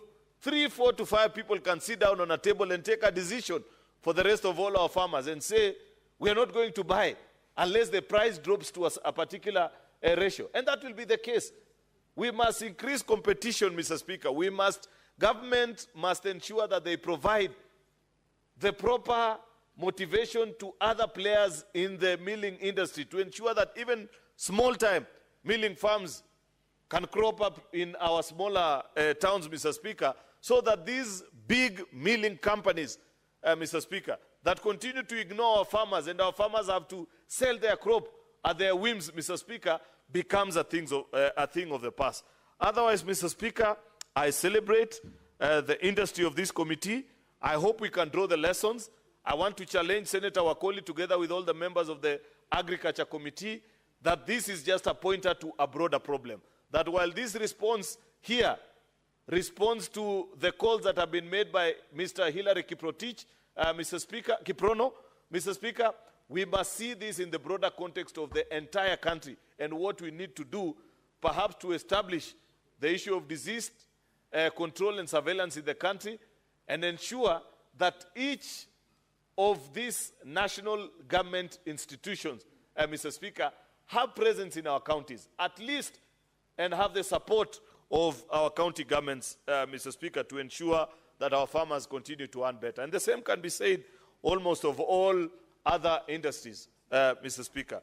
With those very many remarks, Mr. Speaker, I beg to support. I thank you, Mr. Speaker. I almost thought I was replying, so Senator Mungatana was not very far from the truth. I thank you, Madam Speaker. I noticed the change as I was concluding. I thank you, Madam Speaker.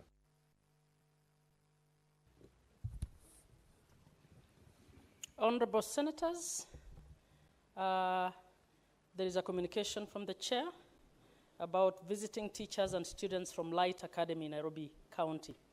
Honorable Senators, I'd like to acknowledge the presence in the public gallery this afternoon of visiting teachers and students from Light Academy in Nairobi County. The delegation comprises of 5 teachers and 50 students who are in the Senate for a one-day academic exposition. Honorable Senators, in our usual tradition of receiving and welcoming visitors to Parliament, I extend a warm welcome to them, and on behalf of the Senate and on my own behalf, wish them a fruitful visit. I thank you. To give an opportunity to Deputy Speaker, Senator Kathuri, to also welcome them. Thank you. Thank you, Madam Speaker, for this opportunity to welcome our visitors from Right Academy. Right Academy, Nairobi, in Nairobi. We have 2 Right Academies, one in Nairobi and the other one in Mombasa County. So, Madam Speaker, this is one of the progressive schools that we have in this country. I want to report that also my son is a part of this delegation, who is in Form 4. And Madam Speaker, I want to really appreciate their performance in last year's KCSE because they were one of the top schools in both Nairobi, the school in Nairobi and the school in Mombasa. So I want to encourage them, even the Form 4s that are currently pursuing their elevations. I want to encourage them that they should really follow the footsteps of their brothers who left last year. And also to advise them that those who want to pursue their career in politics, this is a very, very good career. And those who want to fit in those shoes can be able to do that. I know my son is a bit skeptical whether he can join politics, but also I wish him well wherever he wants to go in the future. But I want to really encourage the school, the teachers are here, 5 of them, that we are really happy for your visit. And I know you are also from the National Assembly. You have learned one or 2 things during your visit. The members who are not in this house, of course, are in the committees and doing other Senate work. They are not asleep or at home. So they are out there doing other duties pertaining to the Senate. So I want to thank you very much, Dean, for your visit and all the best in your academic work. Thank you, Madam Speaker. Senator Mungatana. Madam Speaker, I want to thank you for giving me this opportunity. Madam Speaker, may I start by congratulating the Honorable David Wakoli, the new Chairman of Agriculture. Madam Speaker, this is one of our growing stars in this Senate, and I'm so proud of him. Madam Speaker, he has been an extremely useful basketball player for this Bunge, and his discipline and dedication, Madam Speaker, I'm glad to see that it has been translated to this Committee of Agriculture as chair. I'm proud of him. As a first-term senator, Madam Speaker, he has done well. And I really thank the people of Bungoma for bringing him here.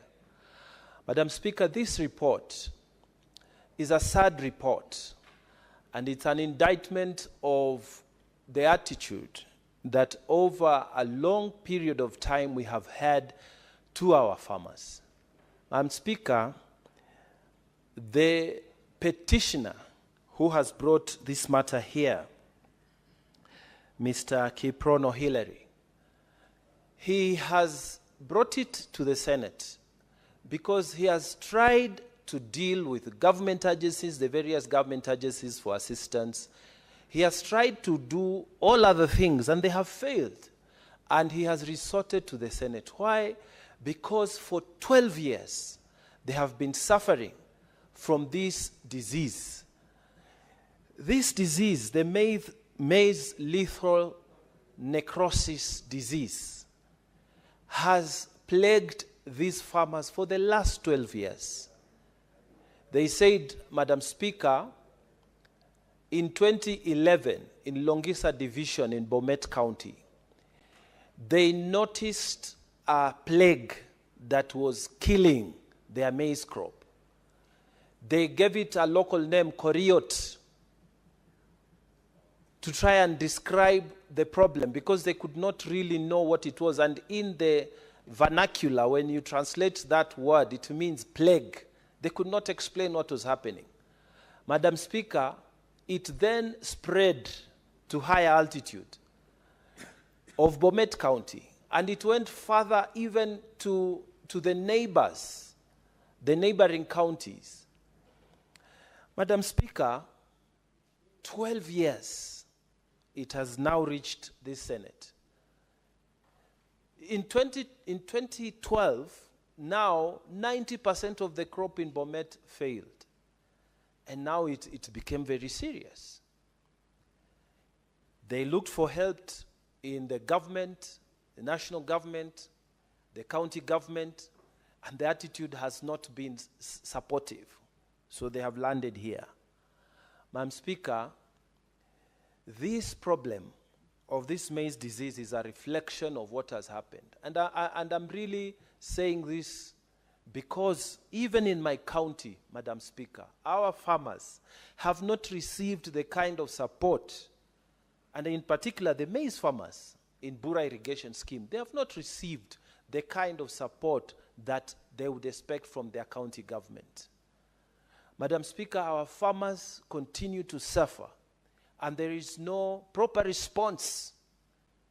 Can you imagine, Madam Speaker, that our farmers, despite all the effort they make, they still don't have any form of active allocation from the county government in Bura irrigation. It's like they don't even belong to, they don't even deserve to get any support from the county government. Madam Speaker, we appreciate what the national government is doing in Tana River to support these farmers. We appreciate the visit that His Excellency the President made, in fact, last Thursday, and dealing with the irrigation issues, the availability of water for the farmers. But Madam Speaker, Kenya Seed, while all of us here in the rest of the county are celebrating that fertilizers farmer prices, we've been able to drop them from 7,000 to 2,500. Kenya Seed in Tana River County in Bura, they buy the same fertilizer for 2,500 and they sell to farmers 4,700, Madam Speaker. And it's a government agency, Kenya Seed. And you know, they give these farmers this fertilizer and then they cut them when the harvest comes. So farmers are ending up wondering, why are we not making money? Because it's like some sort of a loan, and then later on they cut the money they are supposed to pay these farmers. Another example of lack of support for local farmers. Madam Speaker, this petitioner, Hillary, has said that in the fight for saving their crop. They have not had support. And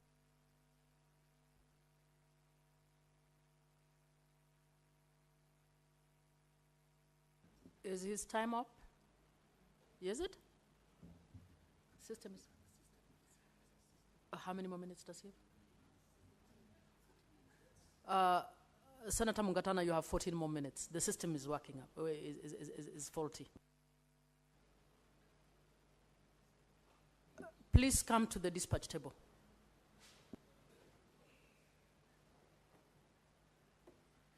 Speaker, may I? Yes, thank you.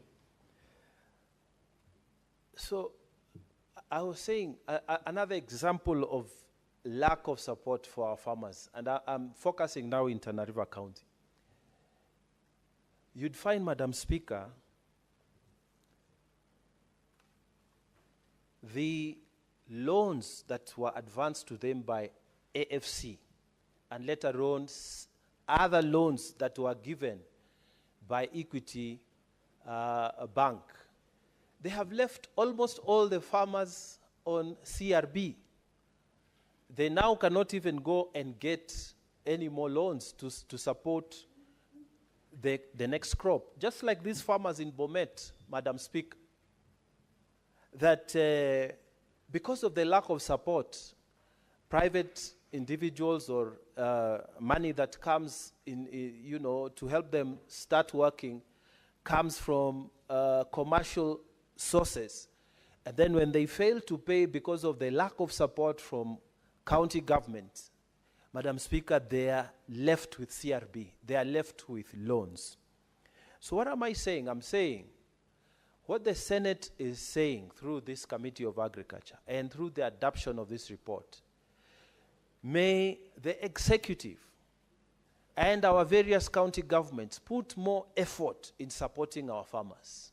This is the biggest employer across the entire Republic of Kenya. May we put money where it's going to support our farmers. And I wholly agree that one of the recommendations here says, let us give money or loans or whatever to support these Bomet farmers to start again. And them, they are looking for loans, which is okay.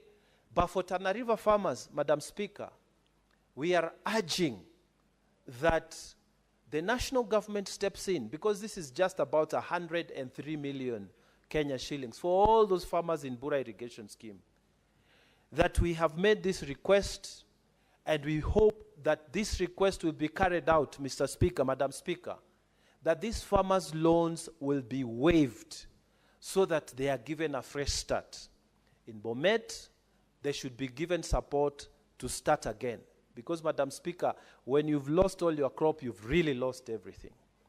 Crop insurance, it's again one of the recommendations. Madam Speaker, a lot of work goes into preparing the land, into buying inputs for the farms. If anything goes wrong, rains are delayed, or for us, water from irrigation is delayed, or is dried up, or machines break down, then we lose a whole crop, Madam Speaker. And if this should happen, and there is no crop insurance, then it's a total loss to these farmers. So, Madam Speaker, Senate is saying, and I repeat, that we need to support our farmers more. We need to put more effort, especially financial effort. We need to bring crop insurance to our farmers so that they can survive in these tough economic times. I want to take my seat by congratulating Mr. Hillary for bringing this petition before the Senate. And I thank again the Committee of Agriculture for the work they have done. And it is important for us to realize that without farmers, Kenya is sunk. This is the biggest employer. This is where we should be putting our money. And it's an indictment on this Ministry of Agriculture at the national level and our various ministries of agriculture and county level that for 12 years now that we've not been able to help the farmers of Bomet. And the risk is that disease is spreading to other parts of the country. So I fully support this report, and I pray that as we endorse this report, as we accept this report, as we vote in support of this report, the various agencies that have been mentioned in this report, and they were called before the committee, those agencies, they'll be able to effect the recommendations of the Senate and help the farmers of Bomet, as well as farmers in other parts of this country. I support this report. Thank you, Madam Speaker. Senator Olekina.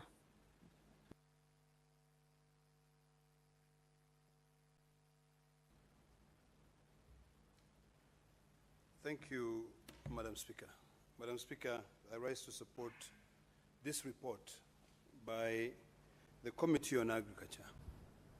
Madam Speaker, as I support this report, I want to appreciate the diligence of a young Kenyan from Bomet who has actually educated us on what is going on in this country.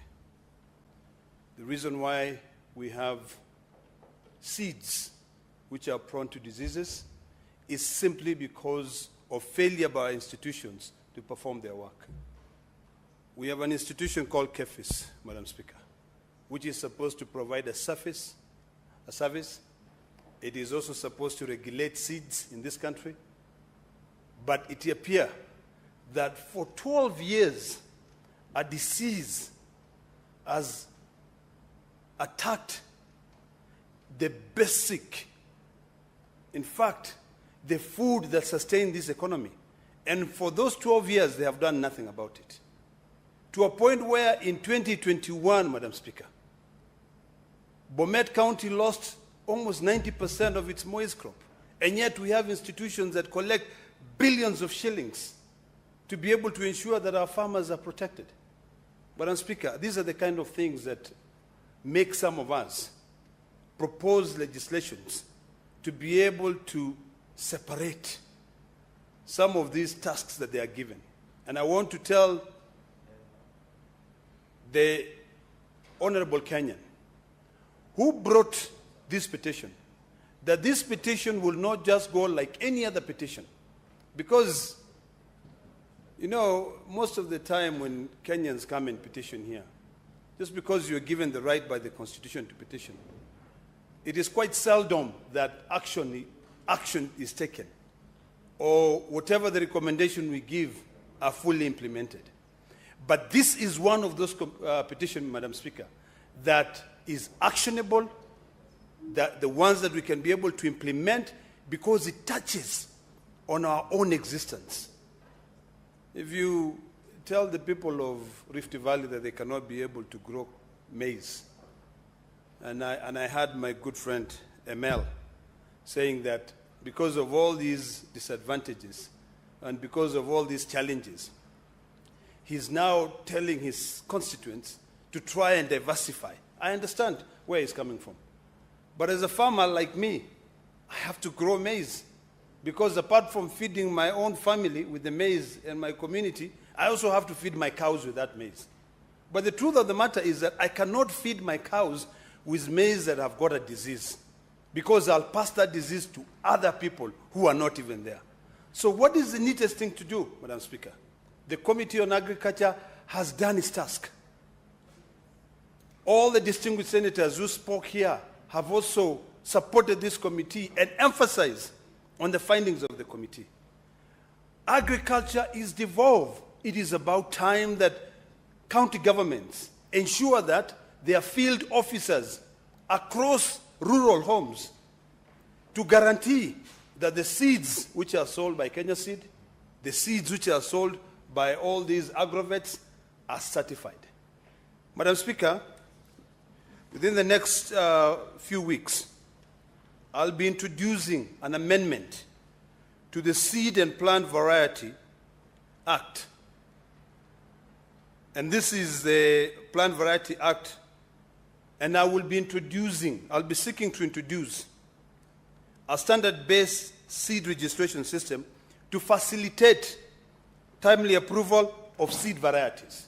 Madam Speaker, the problem we have now is that KEFIS is headed by a cartel, Madam Speaker. When you find basic seeds approval process taking years. Who are we protecting? We are definitely not protecting the farmers.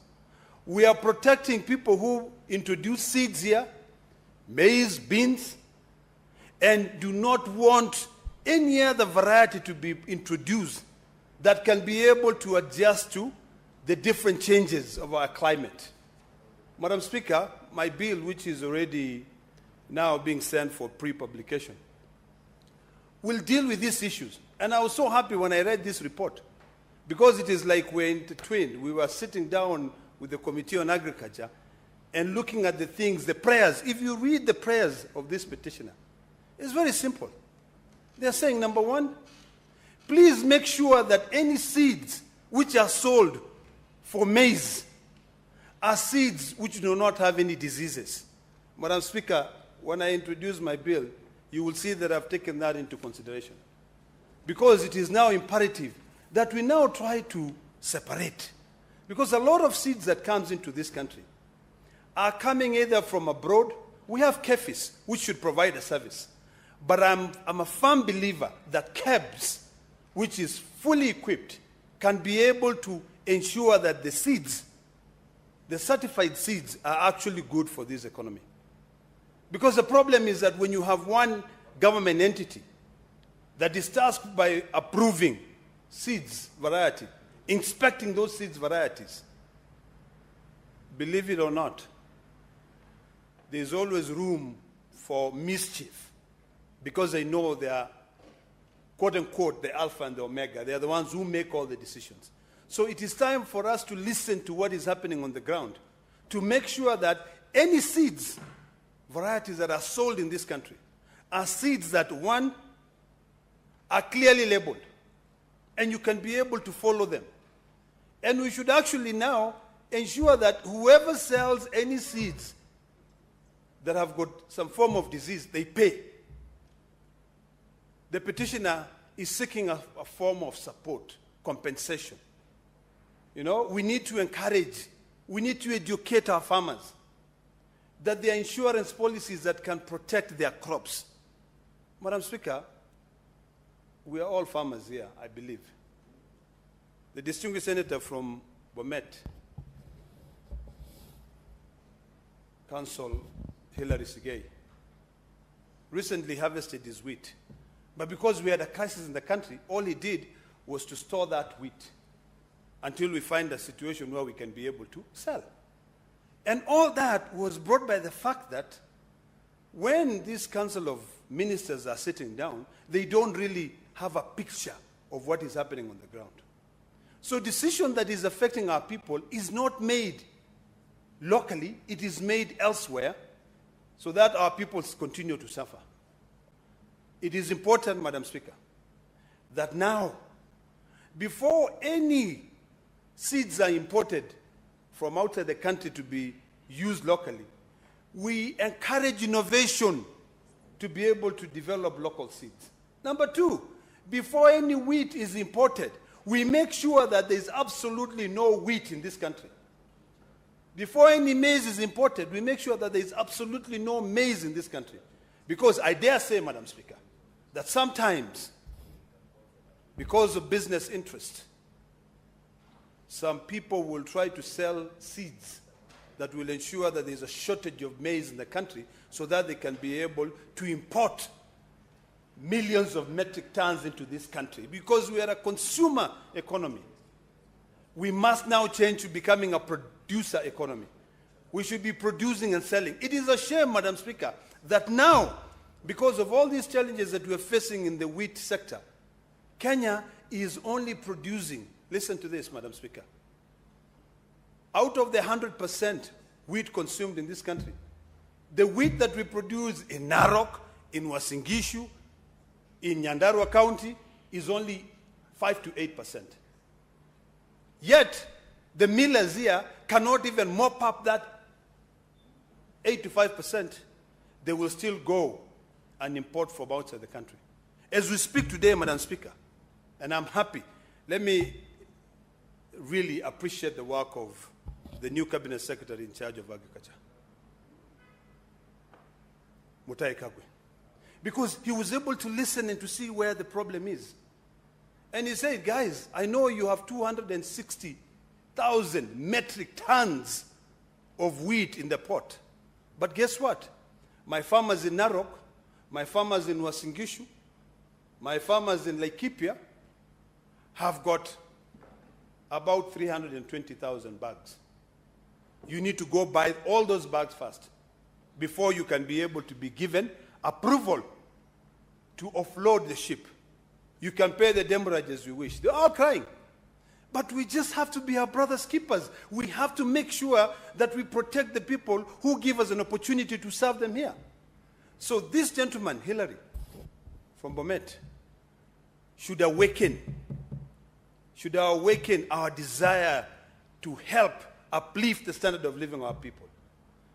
And this should actually be very dear to all of us. It should be something that we take seriously. Because if those people are not happy, trust me, you are the ones who will get all those phone calls saying, help us. So, Madam Speaker, it is imperative, and I'm happy that the committee is fully recommending, that one, the Ministry of Agriculture must develop a support mechanism for these rural farmers. That support mechanism cannot be left only to the Ministry of Agriculture. It also has to go down to the county governments. I'm happy that all of us are thinking that we should introduce more field, what are they called? Field technicians. Agricultural extension officers. But as when we were growing up, it was fun being a kid in this country. Because you will find these agricultural field officers coming. In fact, back then, when we were growing wheat, you would go to school knowing that there's a crop here, there's somebody already coming to buy that crop. So even if you don't have school fees, the fact that you have a crop in the field gives you a ticket to an education. Now, nobody is sure of what they plant, whether they'll be able to harvest it. Madam Speaker, you should have seen the frustration and the anger of those wheat farmers in Narok. When I attempted to talk to them and ask them, guys, what's going on? They were like, where were you when we were suffering? Little did we know that we have things that we must now ask ourselves on how we educate our farmers. Because the biggest problem we have is that we are not educating our farmers. When in Nyeri County farmers are complaining about tea, coffee, unless the distinguished senator from Nyeri goes there and educate them, to tell you the truth, maybe the county government may not invest in educating those people. So since we have this national platform, let us ensure that the decisions we make here are decisions that will trickle down. Madam Speaker, this house is a house of union. It unites the entire 47 counties on issues that are affecting our people. I was listening to the distinguished senator from Tana River talking about the compensation of the farmers there. You know, I think the way we are busy drumming up support for SHA and the way we are saying we want universal health care is the way now we should now start drumming up support for food security. In fact, I wish the National Assembly would be listening to this, because we should now be encouraging industries to be established in rural areas, and we waive 100% taxes for innovation, because that is the only way. Madam Speaker, if you have industries across the 47 counties, you will encourage more people to develop new seeds, to be able to grow crops. There's absolutely no reason as to why I should be buying maize from Mombasa. Unga ya ugali from Mombasa, yet I'm growing maize in Narok. How many people are in Narok, Madam Speaker? Over 1.4 million people. That economy in itself should be able to figure out how it can be able to sustain itself. And the only way to sustain itself is sometimes it might behoove us and I'm glad that the distinguished senator from Bungoma is listening. It behooves us now to think about how do we devolve all these services. If it is a seed inspectory service, let's take it to Bungoma. Let's take it to Narok. Let's take it to Bomet.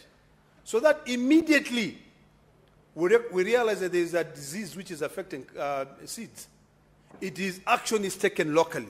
But now, if you go to Karen, or is it Kajiado County, and to go to Kefis there, before they send somebody to the ground, maybe you might be asked to give, fuel, for them to be able to send somebody to go and actually, look at the disease.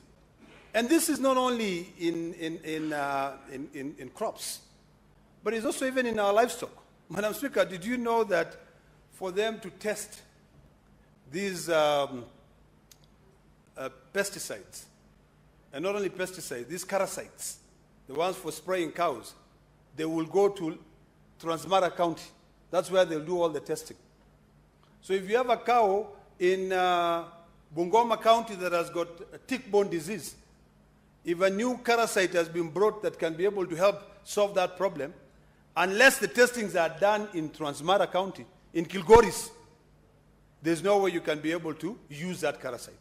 So I think we need to divorce ourselves from this old mentality and control and bureaucracy and open the field. So I hope that, as I conclude, that the Agriculture Committee will support my bill once the bill is tabled, because it goes into the core of this petition, so that at least this Parliament can be remembered as having solved the problem of that maize disease. Finally, Madam Speaker, I think it is time that Kefis mop up all the seeds, maize seeds, which are causing that disease. There's no way you can have one seed for 12 years. That disease is brought every year, there's something wrong with it, unless there's somebody protecting it. So, Kenya Seed and all these other companies that are selling seeds must now look at that seed. Well, now, I think, as far as I'm concerned, a lot of seeds is coming from Kitale. But I'm not seeing those diseases in Kitale. I wonder what is going on. Is it the pesticides that we use that is causing those diseases? Because maize seeds are grown in Kitale. When they come there, they are certified that they are good. But once they are planted in Narok, in Bomet, they have diseases. Is it the pesticides? Is it that we have really corrupted our soils to a point where any crop you put, it just dies? Those are the questions that we must ask ourselves. Otherwise, I fully support this report, and I hope that the Agriculture Committee, even though we don't have an implementation committee, will follow through to make sure that all your recommendations, which are sound, can actually be implemented. Thank you, Madam Speaker. Senator for Bomet, Wakili Hilary Sigei.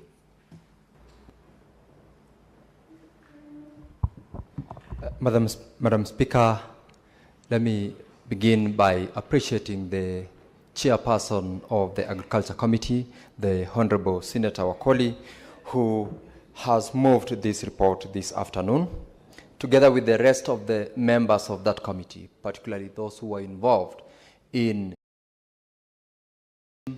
It is one thing to receive it, it's another thing to make the recommendations that they have made in regard to this particular petition. Madam Speaker, when history is written, this young man, Kerich Hilary, who is my namesake, Kiprono, and who comes from the ward that I come from in Bomet County, will go into the right path of that history, for the reason that in the year 2011 and 12 years thereafter, leading all the way to 2021, 2022, Madam Speaker, this maize lethal necrosis disease indeed affected over 90% of the entire crop within Bomet County. It did not just affect the crop, it affected the entire livelihood of thousands and thousands of people. The decision by Kerich to file this petition and to seek for the recommendations that ultimately has come from this committee has really made me proud as a citizen of this country, particularly where it is speaking to the mainstay of the livelihoods of thousands of people. Madam Speaker, the disease did not only affect Bomet County alone. In fact, when you look at the report itself and the investigations that were conducted, it has spread over the country, including the neighboring countries. And the recommendations which have been provided for in this report, and the investigations, and in fact, the sensitization that this particular petition has brought in itself is something that is worth being lauded and appreciated. So I would equally like to appreciate the gentleman from Nyangore's ward, Hilary Kiprono Kerich, for taking this bold step. Despite the fact that he lamented in his petition of the efforts that he made prior to filing this petition, he didn't give up. He didn't surrender because he had a vision to seek to establish the root cause of this particular disease. And a description, Madam Speaker, of the condition of the maize as a crop in this particular kind of, that has been affected by this particular kind of a disease is quite worrying, especially when it took more than 10 years for it to be weeded off the shelves or for the government to be able to manage its spread and also the consequences that it has caused. Ordinarily, you would find a mature crop going for up to 2-3 meters high. In this particular case, Madam Speaker, the residents of Bomet, despite investing so much and heavily in their only mainstay, source of livelihood, that is food, source of income, and also, Madam Speaker, the only crop that they would entirely rely on would only pick up to a certain stage, which stage would be barely a meter away, turns yellow, and stagnates from that point. It could affect the rest of the intercrops that is within it, and ultimately, there is zero harvest. Madam Speaker, when we went before the committee, because I also appeared before the committee, the interrogations that went in, including the participation of the Ministry of Agriculture, CALRO, and the relevant other government agencies, brought out the real challenge and the real effect of this particular crop, or rather the disease. Madam Speaker, the most unfortunate thing and the sad situation about this is the fact that it has taken time, more than 10 years, for this to be out of the shelves. Further challenge has been occasioned by the inability or the unwillingness of those who are involved in the county government, because this is a devolved function. Agriculture is a devolved function, Madam Speaker, where in the absence of a commitment on the part of those who are running the county government and related agencies operating within the county government, the farmers, the residents will have no other recourse but to do what Hillary did, to file petitions before the Senate, leading to the involvement of the Committee on Agriculture to deal with this. The consequences of it, of course, Madam Speaker, went, as I've said, beyond food security, which affected not only the people of Bomet, but it went beyond the county. It is indeed something that would go to the national and the regional level. And the challenge, as I've stated in this aspect, Madam Speaker, is the absence of commitment and involvement of extension officers. The county government, in most cases, and in this case in Bomet, has got a budget that has already been set aside for purposes of this. But instead of investing in such very specific, public, and of great concern agricultural aspects, the funds goes into great waste in what we have now made it as a devolved corruption. And this is one of the reasons why Hillary decided to appear before the Senate. Madam Speaker, on the day that this gentleman appeared, that is in the year 2023, September, that was almost 11 years after the discovery of this particular disease. And the consequences of that appearance, the appearance of the principal secretary in the Ministry of Agriculture, and the aspects that they raised to have been the decision the government at the national level took to support on, in the control of the spread of this disease, and also to extend the supervision of the extension officers who ordinarily are expected to support the farmers and all those who are involved in dealing with this situation, is one of the interventions that the government indeed at the national level decided to do. This one was aimed at ensuring that this reduction in the extension and the spread of the disease for the future, and also to support the farmers in order to ensure that they get appropriate seedlings which are either disease resistant or indeed a different variety that would help the farmer to ensure that they harvest the crop. In other words, there was also a request which in the petition came as a recommendation that farmers should be encouraged to ensure that they also diversify in having other varieties of the crop, and also expand to ensure that they, in some instances, take crop insurance that will support them to mitigate the losses. But, Madam Speaker, the major gain out of this particular petition is the recommendation that was made. Among them are, of course, the fact that instead of just dealing with the maize as a crop, whether cash or by definition the mainstay of the farmer, they were encouraged that they should be able to have other varieties that are resistant, and also ensure that they participate fully in terms of the engagement by the extension officers, so that we're able to educate them on what to do. We're able to have extension services get to the farmers.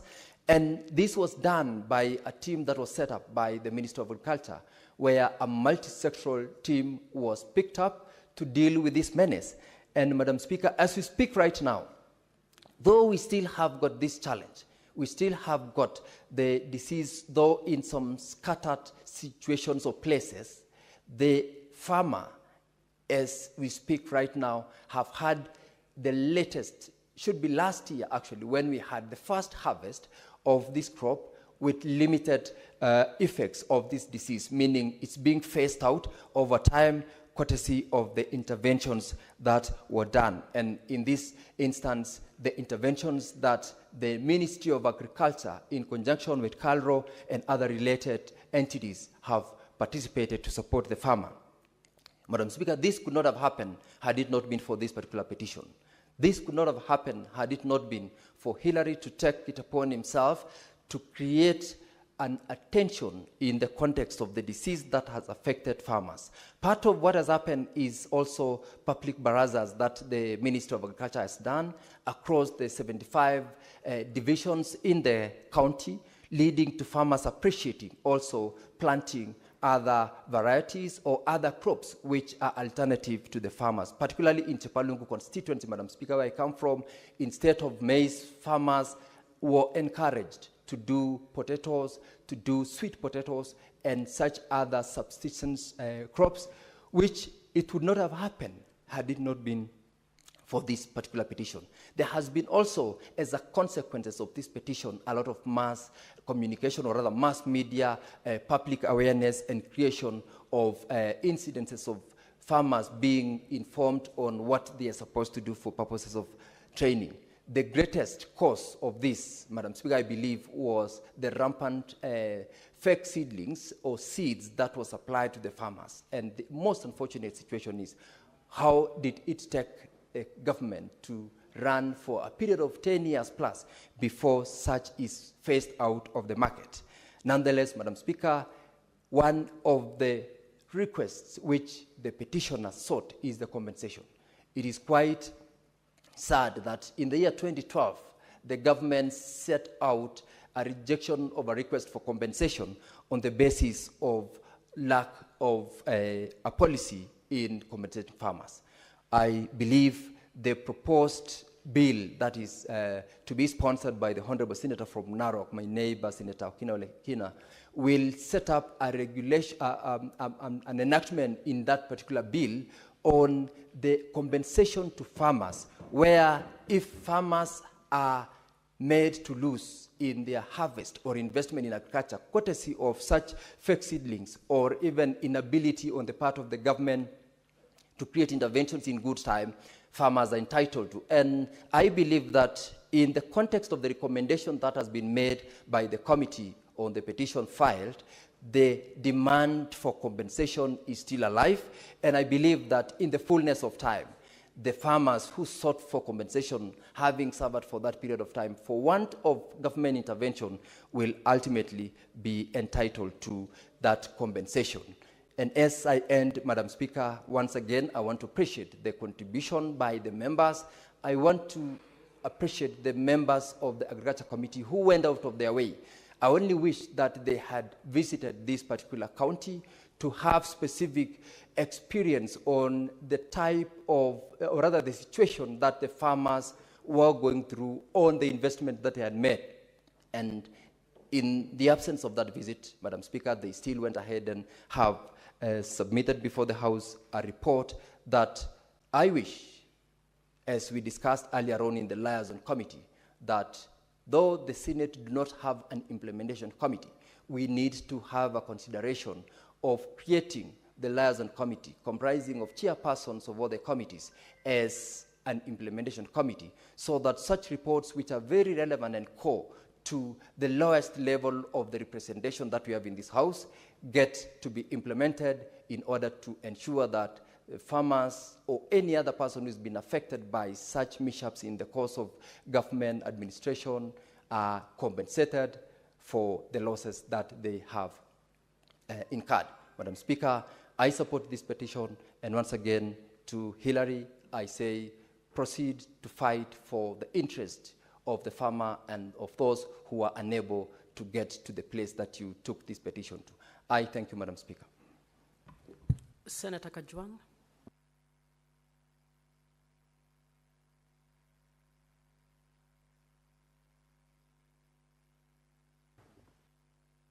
Do I go there? Thank you. Madam Speaker, I also rise to support this report of the Agriculture Committee, which is a response to the petition that was lodged in the Senate by Kerich Kiprono Hillary on the 12th of June 2023. Madam Speaker, I have noted some procedural innovation, which I'm happy about. Previously, when committees had a report responding to a petitioner, the report would just be laid, and that would be the end of it. There could just be some general comments, and that would be the end of it. And I'm happy that now the House has innovated, that when there is a petition or a report on a petition, it is brought to this House as a motion for the House to adopt it. That gives it further effect, because previously the committee would just respond to the petitioner without any resolution of the House. I think this is a very good innovation. Madam Speaker, I also note that petitions are meant to be resolved within a period of 60 to 90 days max with extension. This petition has taken some time, but I'm happy that the committee has come back with a report, and in its conclusion, the committee has given very clear action that should be undertaken by the Ministry for Agriculture and Livestock and the county government of Bomet to respond to the prayers that were put to the Senate by Kerich Kiprono Hillary. Again, because these are innovations, Madam Speaker, how I wish that this report would have a matrix so that we know specifically what the Ministry of Agriculture should do and what the county government of Bomet should do. Agriculture is a shared concurrent function between national and county governments, and so if you do not assign clear responsibility, you end up with a situation where everyone assumes someone else is doing something and end up doing nothing. But all in all, Madam Speaker, this is good that we have responded and we have directed the Ministry of Agriculture to establish programs to ensure that there's financial assistance to the farmers who lost their crop. For example, in 2012, there's a 90% crop failure as a result of the maize lethal necrosis disease. Madam Speaker, there is something happening in county governments that this Senate must address. At the onset of devolution, we had farmers training colleges across the country. I had a farmers training college in my county, in Hobart Bay. And then, when this ambition and thirst for universities came, we converted the FTC to a university, the Tom Mboya University. A beautiful institution, very good infrastructure, and I believe it shall be the host for the next devolution conference. But then we didn't provide an alternative to training of farmers. If today, Madam Speaker, you are to ask the senator from Bungoma, Senator Wakoli, to make for you a dish called lasagna, he won't make it. He does not even know what it is. He has no idea how it looks like. Of course, if you told him to make ugali, he would make it, because he has seen ugali being made. And perhaps his mother taught him how to make ugali. And if the mother didn't, he taught himself how to make ugali at campus, because comrades would know how to take care of themselves. The reason why I'm giving this illustration is that if someone does not teach you how to make lasagna, you will probably never know how to make lasagna. If someone does not teach you crop husbandry, Madam Speaker, you'll fumble, and you'll probably not know how to undertake proper crop or animal husbandry. Our children, the ones we are living with here in Nairobi, Madam Speaker, I told my son some time back that, in a morning like this, I would have already gone to the farm to weed. I would have already come back and milked the cows, and I would have taken the donkeys to the lake to fetch water. And he told me, but Daddy, I can't do those things because we don't have a donkey, we don't have a cow, and we don't have a farm. And so if you expect our children to understand crop husbandry or animal husbandry without teaching them, then we'll be expecting too much. The future of agriculture is bleak in this country because we have killed the units, the colleges, the places where someone who comes from a fish breeding area could go there and learn how coffee is grown. Madam Speaker, you cannot know how to take care of a cow if you are not taught.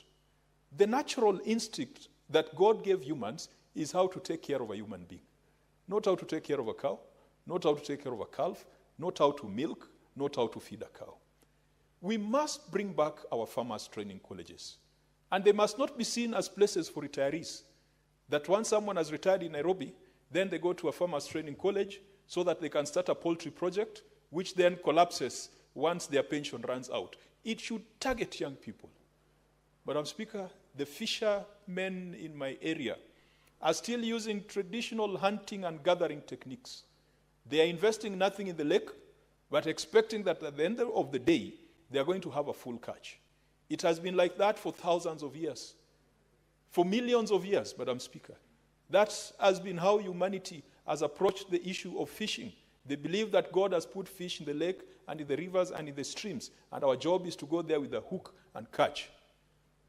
But recently, an American investor called Victory Farms came with cage fish farming, putting cages in the lake that we have had for millions of years, putting fish in those cages in the lake, and giving them food and controlling the environment in which they thrive.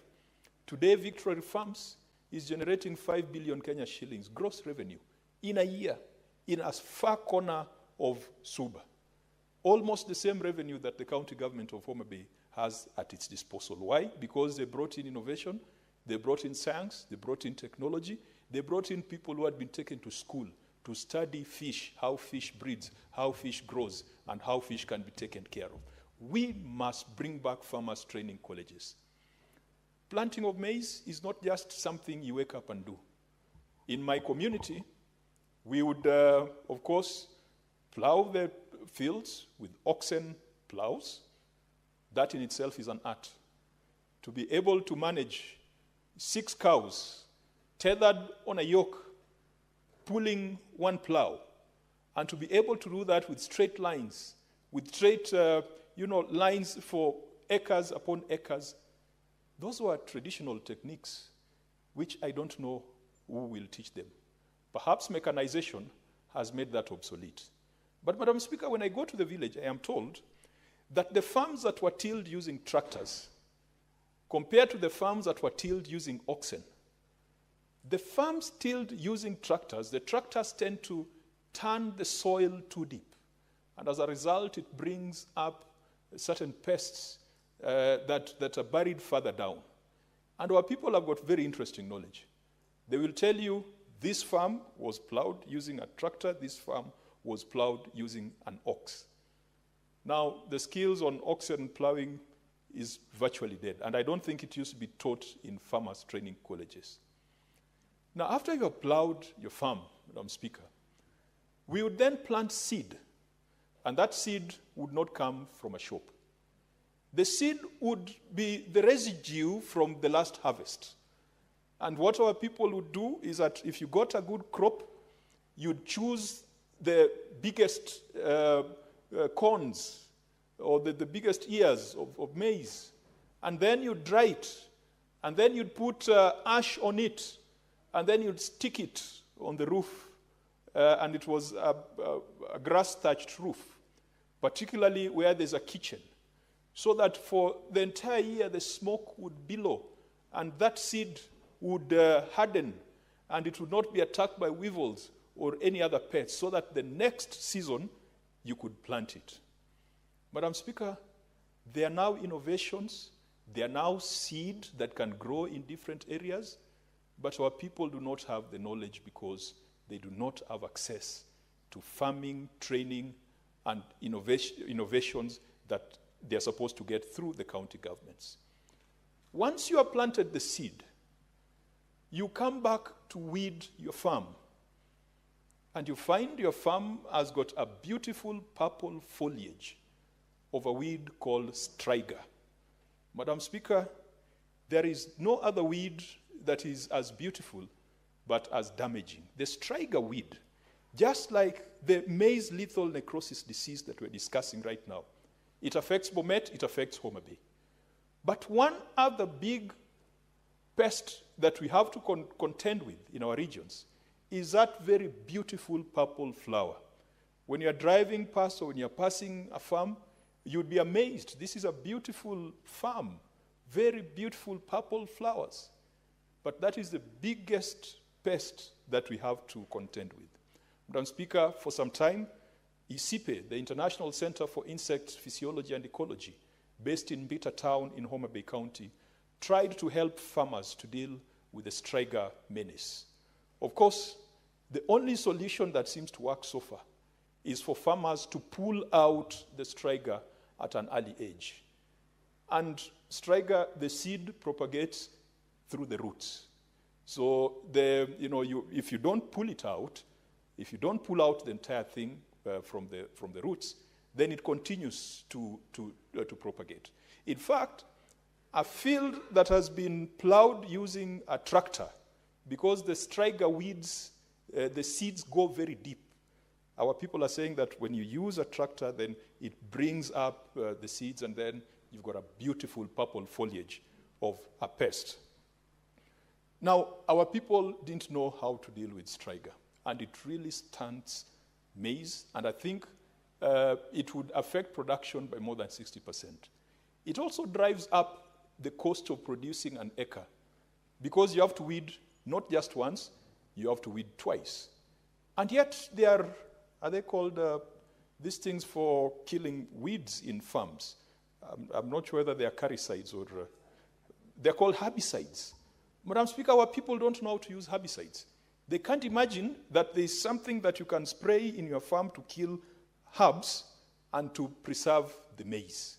They can only do that through demonstration farms and through training. They also don't know that you can use fertilizer because naturally our soil is fertile.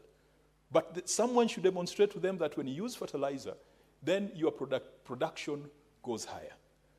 All the way through the chain, Madam Speaker, including harvesting. You harvest your maize, you take it to the market, then you are told it has got aflatoxin. And Madam Speaker, as a person who grew up in the village going through these processes, I can tell you I do not know how aflatoxin looks like. I don't know whether anyone in this house can look at maize and say this one has got aflatoxin and this one does not have aflatoxin visually. Because we would harvest and would gather everything, put them on donkey-drawn carriages, put them in a granary, leave them in a granary, put some little ash on them so that they can survive to the next harvest. But then when you take your maize to the farm, you're told it has aflatoxin.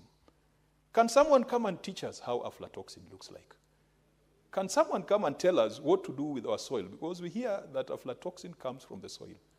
What should we do so that that aflatoxin does not get into the maize, so that our maize can go to the market? Madam Speaker, 10 years, FTCs have died. We must now push for the revival of the FTCs.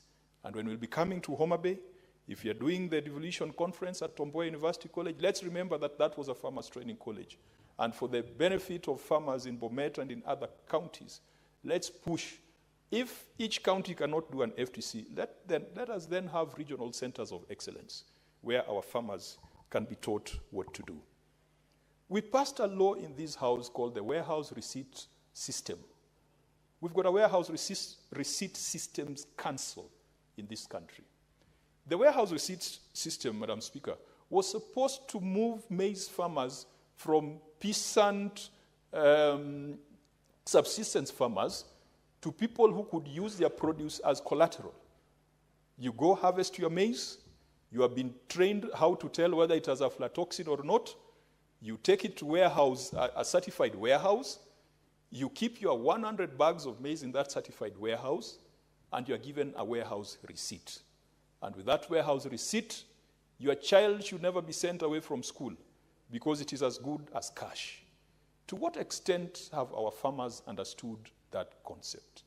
Or is it just the big millers, the big farmers, who are taking advantage of that situation, taking advantage of good storage facilities offered by the National Cereal and Produce Board?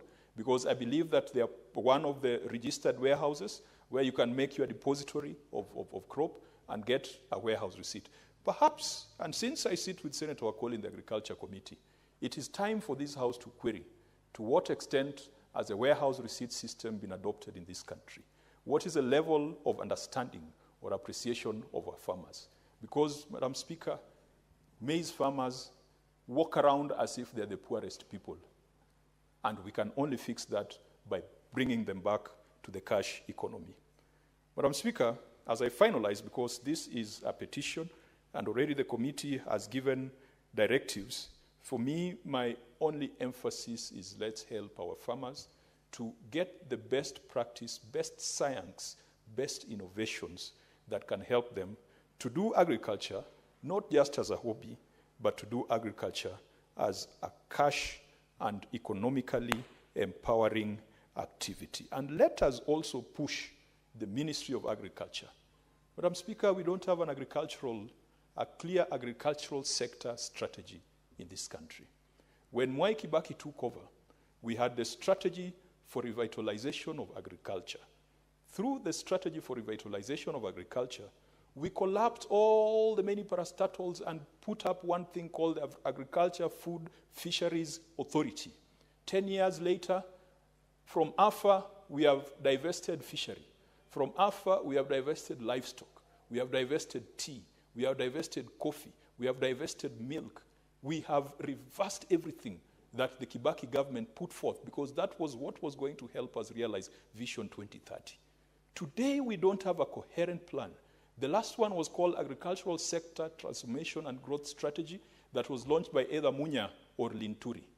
The current CS for Agriculture should come to this House and tell us what is the overarching agricultural sector strategy and how it fits into the Vision 2030 so that we can ensure that our farmers are not just beggars, that our farmers, particularly those who are women and youth, can also be part of the cash economy. Madam Speaker, with that, I support. Thank you. Senator Mundigi.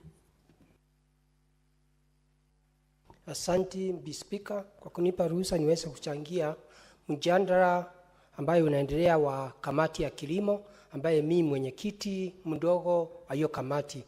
Bi Speaker, yangu ni kusema katika Kenya kaunti ya 47 kilimo ndio mstari wa kwanza, na katika Kenya chakula ile muhimu ni mambo ya ugali ambaye inatokana na mahindi na pia mambo ya mchele.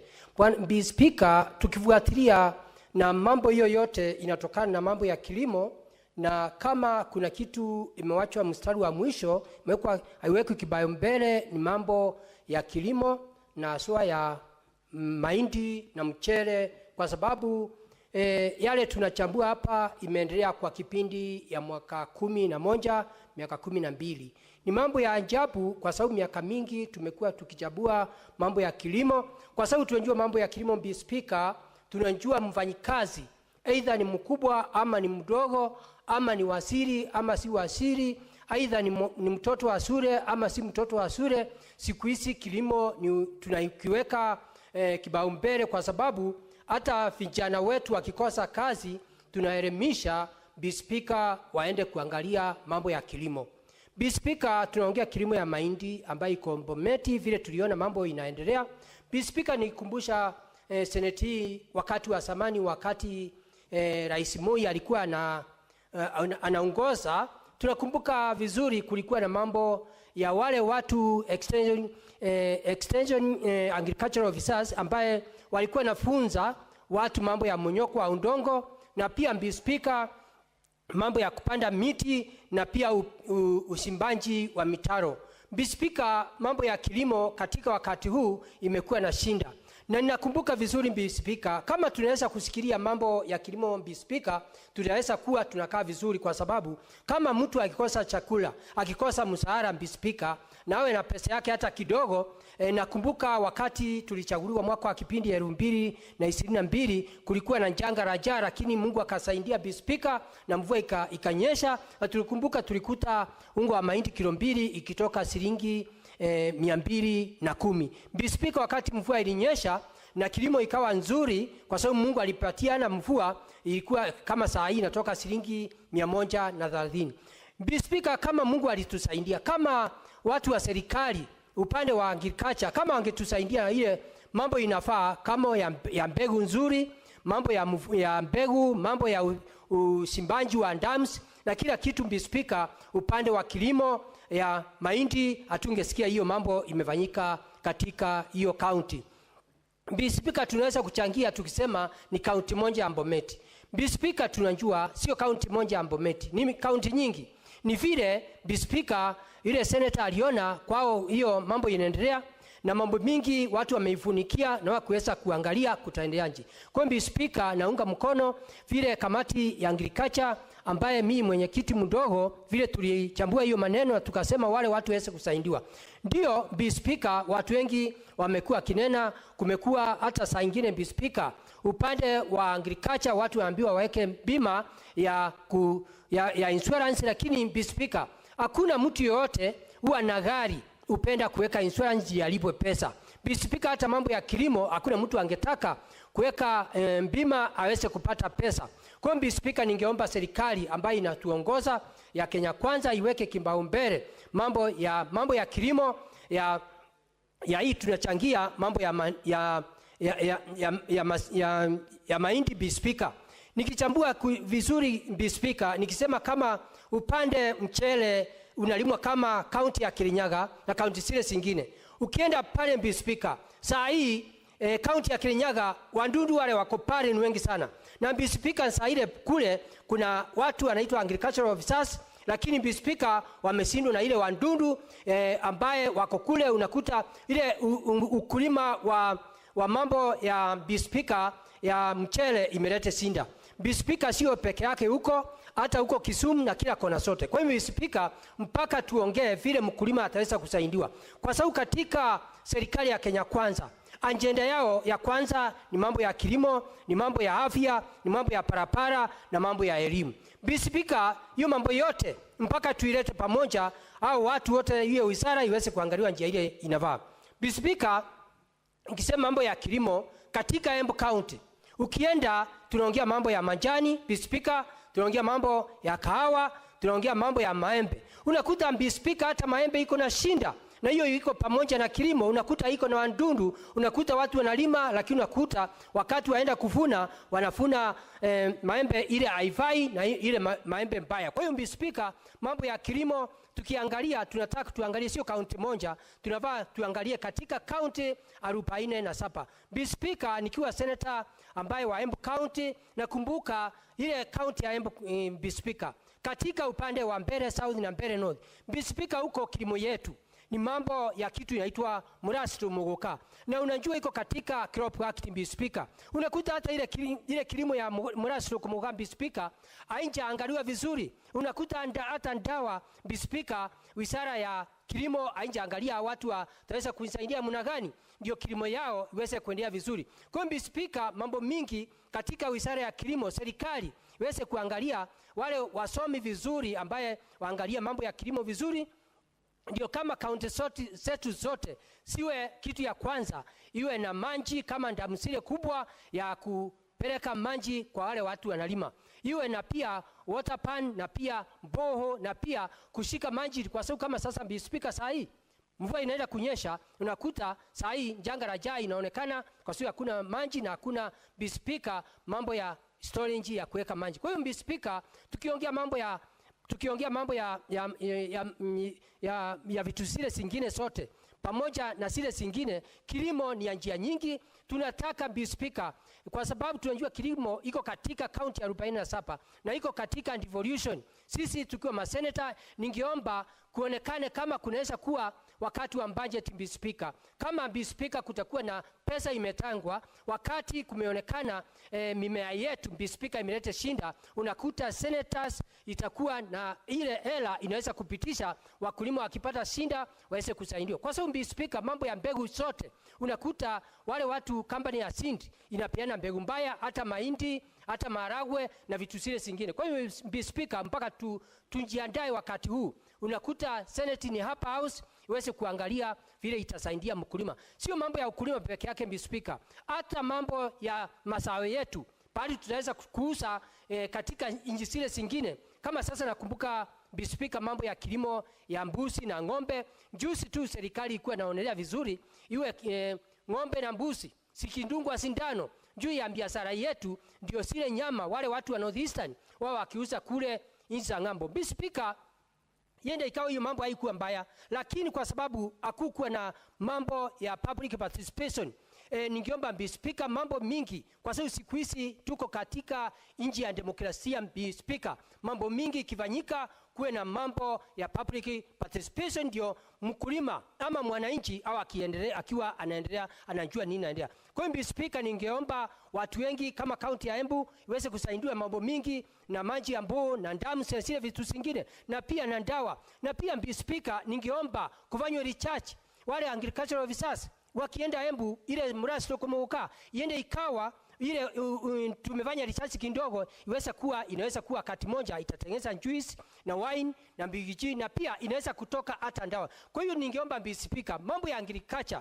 tuweke kipaumbele, ndio mkulima aidha ni wa aina gani, kitu yote ifanywe research iweze kuonekana itasaidia Mkenya na mna gani. Pia Mr. Speaker, after hiyo mambo yote kufanyika, ningeomba serikali iweze kutusaidia mambo ya mazao yetu, tukiuza kule nchi za ng'ambo tuuze na njia ile nafaa. Kama unakuta Mr. Speaker, tunakumbuka miezi 3 imeisha Mr. Speaker, mambo ya kitu inaitwa makandamia imeleta shinda. Wakati tulichaguliwa ilikuwa toka shilingi 30 per kilo, lakini Mr. Speaker, sisi ma senators na agriculture tukakaa pamoja tukaona ikaendelea ikakuja shilingi Mr. Speaker shilingi 130.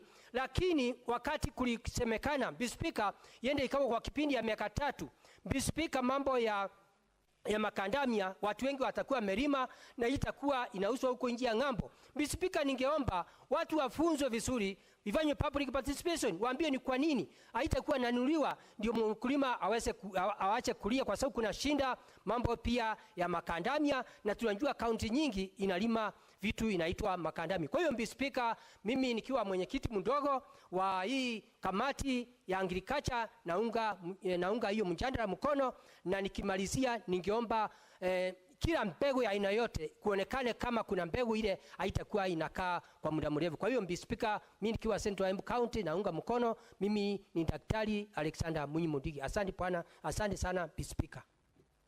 Senator Fonyeri, Senator Wamatinga. Thank you very much, Madam Speaker. I was actually quite worried that my colleague from Embu will take all the time. Madam Speaker, I do proudly sit in the Agriculture Committee, and I'm happy that I'll be sitting there with you. with our able chairman, Senator for Bungoma. Madam Speaker, agriculture is the backbone of our economy. I do come from a county, Nyeri County, a land of many opportunities that lies between two water towers, endowed with the richness of coffee, one of the best, endowed with the richness of tea. We have the best producers in Nyeri. But equally, Madam Speaker, we also do maize growing as staple food.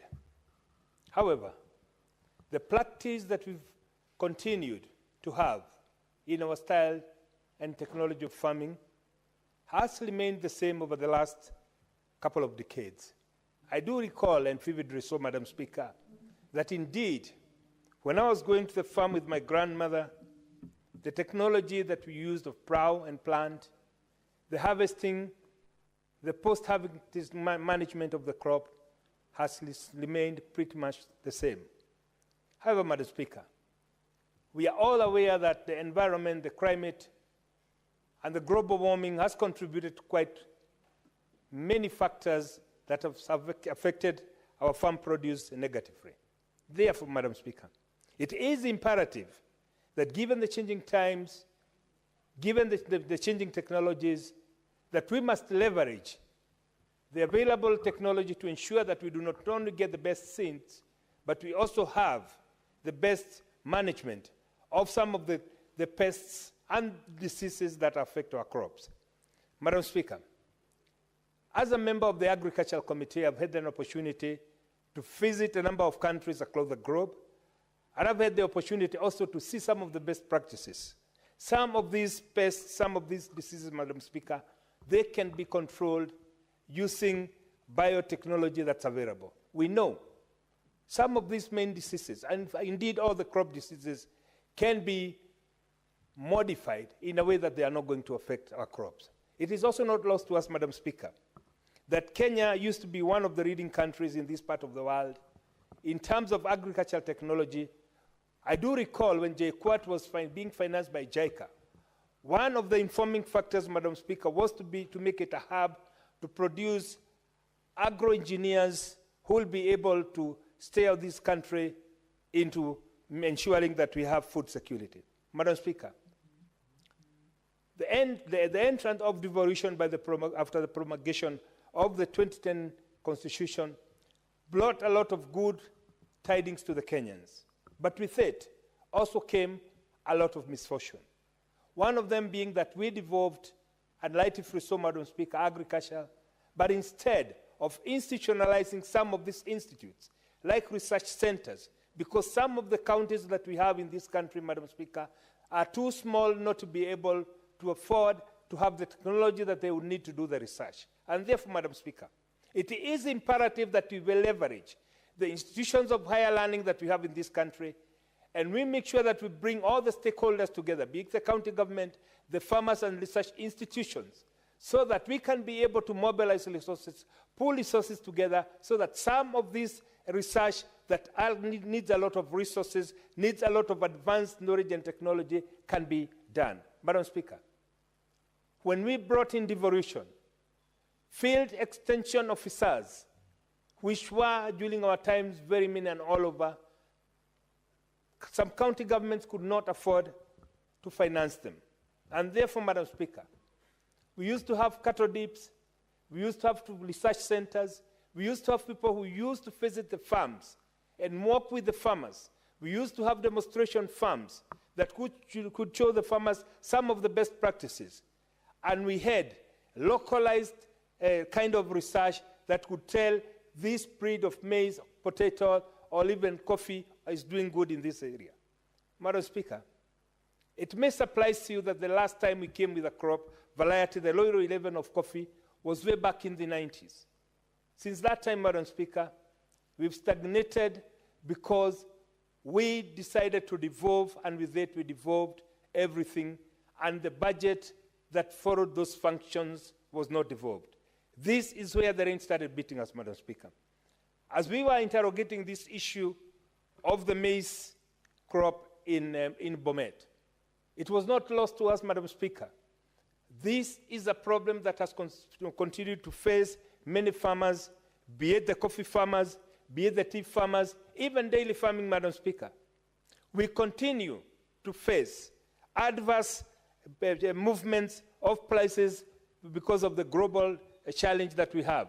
The competition, and most of from the Latin American, Madam Speaker. The competition that we have from our neighboring countries, the Ethiopian. The competition that we have from our neighboring country down here, the Tanzanians, have given us not only land for our money, but have made most of the crops that we grow in Kenyan soil uncompetitive. I'm glad to say, Madam Speaker, that for the first time, we have a government that's quite intentional in reviving agripreneur, that is very intentional in empowering the farmers, and these can be evidenced and seen by the fact that this government is providing subsidized fertilizers that is accessible to all the farmers. However, Madam Speaker, it is not done by just supplying subsidized fertilizers. We must, and now that we have a population that's getting ever younger, we must come up with incentives that will make the younger generation see agribusiness as an opportunity. And I'm happy to say, Madam Speaker, more and more we are seeing younger people engaging themselves in farming and coming with coping this with the modern technology, and they are able to make good returns in this. Madam Speaker, if we have to sustain ourselves in terms of food, we must embrace the current technologies, we must embrace the best of practices in farming, but most importantly, Madam Speaker, we must ensure that farmers are provided with the light seeds. A light seed, Madam Speaker, would mean that it will be able to adapt to the climatic condition, it will be able to withstand the pests, and it will be able to withstand the diseases that can affect it. This, Madam Speaker, is no longer rocket science. Today, with biotechnology, it has become possible to eliminate threats in the genetic formation of a seed so that some of the diseases will not occur. However, Madam Speaker, that some of this sector has been held captive by some cartels. This remains a major challenge. Madam Speaker, I would want to challenge every one of us. I would want to tell every member of this Senate, it is the high time that we divorce ourselves from this sectionalism in politics and let's look at the challenges that this country is facing and ask ourselves a varied and genuine question: where do we want to see this country in the next 30 years? The decision that we make today, Madam Speaker, the decisions that are implemented today in the agricultural sector, and I'm happy that I sit in the Agricultural Committee where we are able to fundamentally engage and change some of the approaches and practices that we have so that we can make agriculture not just agriculture for subsistence, but as a main income earner. Madam Speaker, it has been mentioned, sometimes back the price of macadamia had collapsed. We were able, as the Agricultural Committee, engaging with the relevant authorities, we were able to ensure that the prices were stabilized. However, Madam Speaker, I would want to say from my personal research in some of the major consumers in the Asian countries, in the Indonesian country, macadamia still remains a very, very good crop if managed properly. However, Madam Speaker, the biggest challenge that we have in this country is at times we lack a strategic approach in the way of we sell our crops, and most importantly, in the way that we manage the bumper harvest that happens to come across the country, and therefore the farmers end up losing from the drop in prices. Having said that, Madam Speaker, I would want to commend the petitioner who brought up this petition. I would want to commend the committee that I sit in, because this should be a journey that will open doors for many other approaches that we should have. And as we're doing that, Madam Speaker, we would ask ourselves one fundamental question. The organizations we have that are supposed to be doing research, how well funded are they? How functional are they? How well do they work with other institutions of higher learning? Do they just import technology, or do they implement homegrown technology that will suit Kenyans? Madam Speaker, it is important to underline that the funding that's given to research institutions at times falls too short, that they are not able to do any meaningful change. And if we have to harvest the products of good research, then we must also be prepared to invest in it properly. As I wind up, Madam Speaker, Let me say that it is very, very, very important that we realize that agriculture is not only important to provide us with food security, but it could be one of the answers that we are looking for to ensure that we create meaningful employment. But it should not stop just by growing the crops. It should not stop by just harvesting the crop. It should go on and say we must do value addition, and we must therefore interrogate along the value chain, Madam Speaker, where can we be able to start opportunities, to create opportunities for the younger generation, which is attractive enough for them, which is able to earn them enough income, but most importantly, ensure that we produce products that are processed and value added in a way that they become competitive in the foreign market. Madam Speaker, the world is becoming a global village, and therefore, the crops that are produced in Kenya, the same are produced in Peru, the same are produced in Brazil. How do we then make our products more competitive? Madam Speaker, if you go into a supermarket in Tokyo, you'll buy a packet of macadamia. Just by the way it is packaged, Madam Speaker, you'll have a feeling that this is more variable. Only for you to read the packaging and see that that is a product of Kenya, but it was exported, processed, and then packaged there. It is the high time now that we start leveraging the technology that is available so that we can ensure that our products get maximum profit and they are able to compete globally. As we do that, Madam Speaker, it must never be lost to us. The potential that we have as a country does not only lie in the Western countries, but within the African region.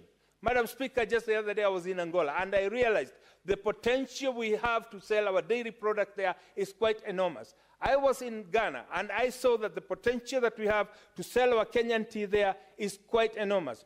What we need to do, Madam Speaker, is to divorce ourselves from this being dependent on the dollar, because I keep on asking myself, why does Kenya need to have dollars to be able to trade with Uganda? Why do we need to have dollars to be able to trade with Tanzania? It is the high time now, within the East African region, within the SADC, within the Great Lake region, that we come up with a mechanism that will enable us to trade without over-relying on the foreign exchange, the hard currencies, the so-called dollars, because by so doing, we limit our opportunities, we make ourselves very, very vulnerable to external shocks, because the shortage of dollar in the American market will mean that it will affect our economy directly. As I wind up, Madam Speaker, I would want to challenge us all. It is the high time now we divorce ourselves from the toxic politics that we've been pushing and say that we must integrate this country in a way that we'll be able to trade with our neighbors, that we'll be able to ensure that the products that are produced in this country are not only competitive regionally, but also globally. And Madam Speaker, that is why I'm saying we must ensure that of the younger generation, the Gen Zs of this country, start embracing the new idea of agripreneur, which is leveraging the current technology with the trades across the globe.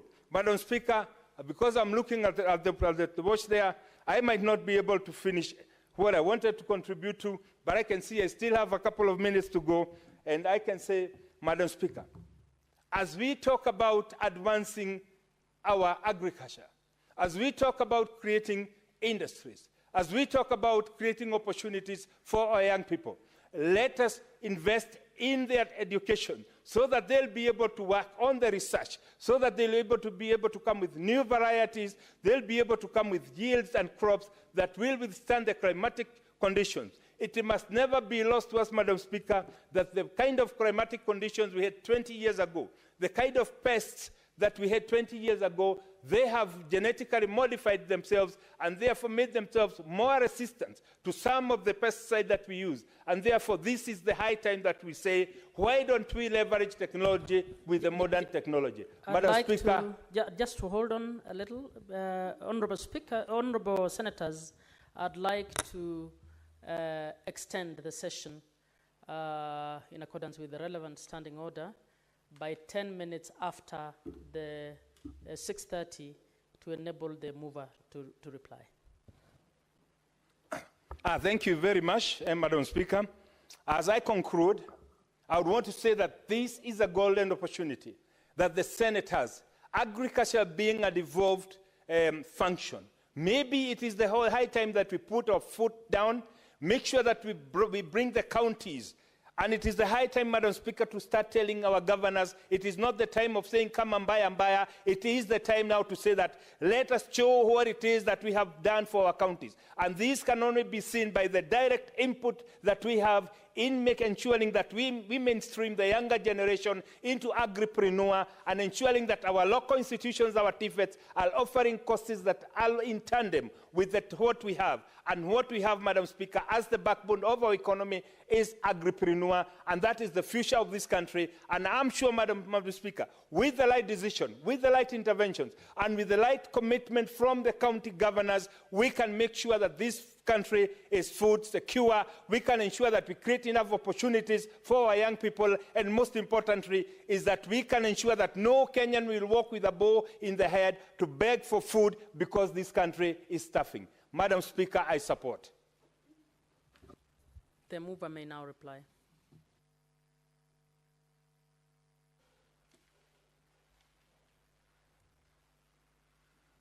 Thank you, Honorable Speaker. I want to take this opportunity to move, Honorable Speaker, that I want to appreciate the committee members that participated in writing of this report.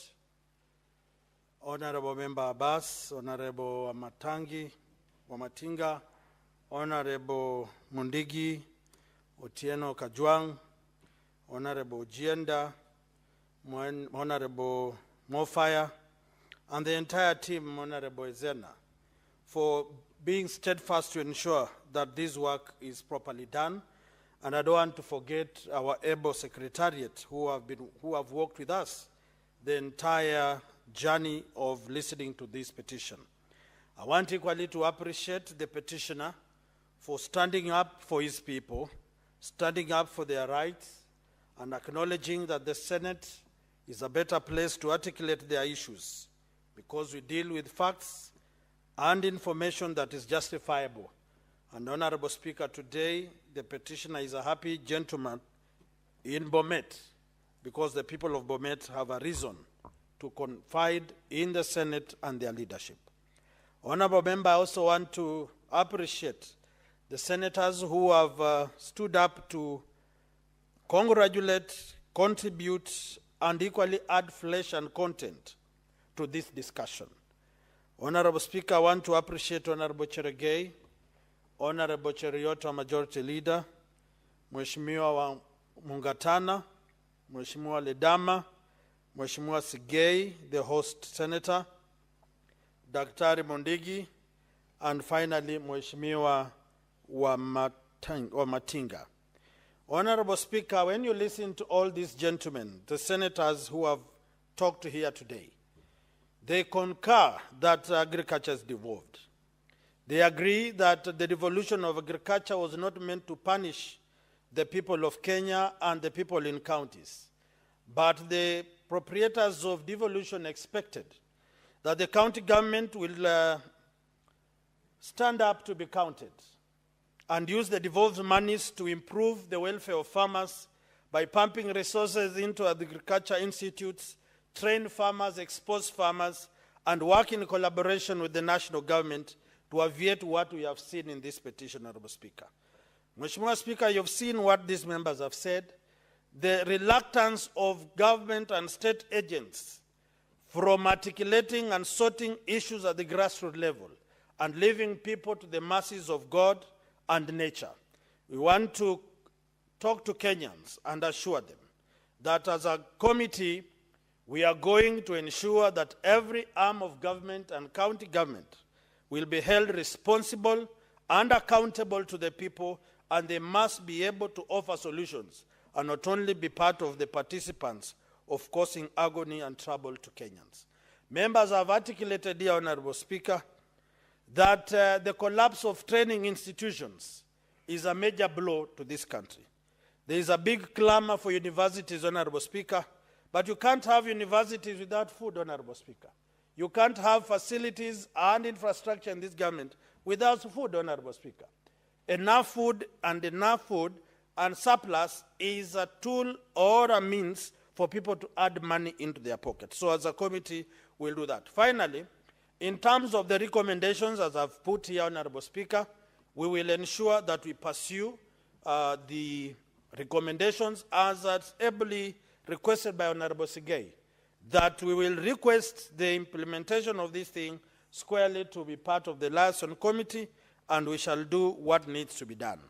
Finally, Honorable Speaker, I want to assure the people that we represent as an agriculture committee, the wheat industry, the sugar industry, macadamia industry, the rice industry, the cotton industry, the nut and crop oil industry, the livestock participants, and the fisheries of this country. If you have a problem, kindly reach out to us. We will swiftly move in and assist and create solutions. Honorable Speaker, pursuant to Standing Order 663, I request that we defer putting of the question to a later date, because looking at the numbers in the House, Honorable Speaker, we will not be able to complete the process now. Thank you, Honorable Speaker, and may God bless Kenya. Thank you. Putting of the question is so deferred. Thank you. Honorable Senators, it is now 6:33 p.m. and having concluded the business for which I extended the hours of sitting pursuant to Standing Order 34-2A, the Senate stands adjourned until tomorrow, Thursday, 6th March 2025 at 2:30 p.m.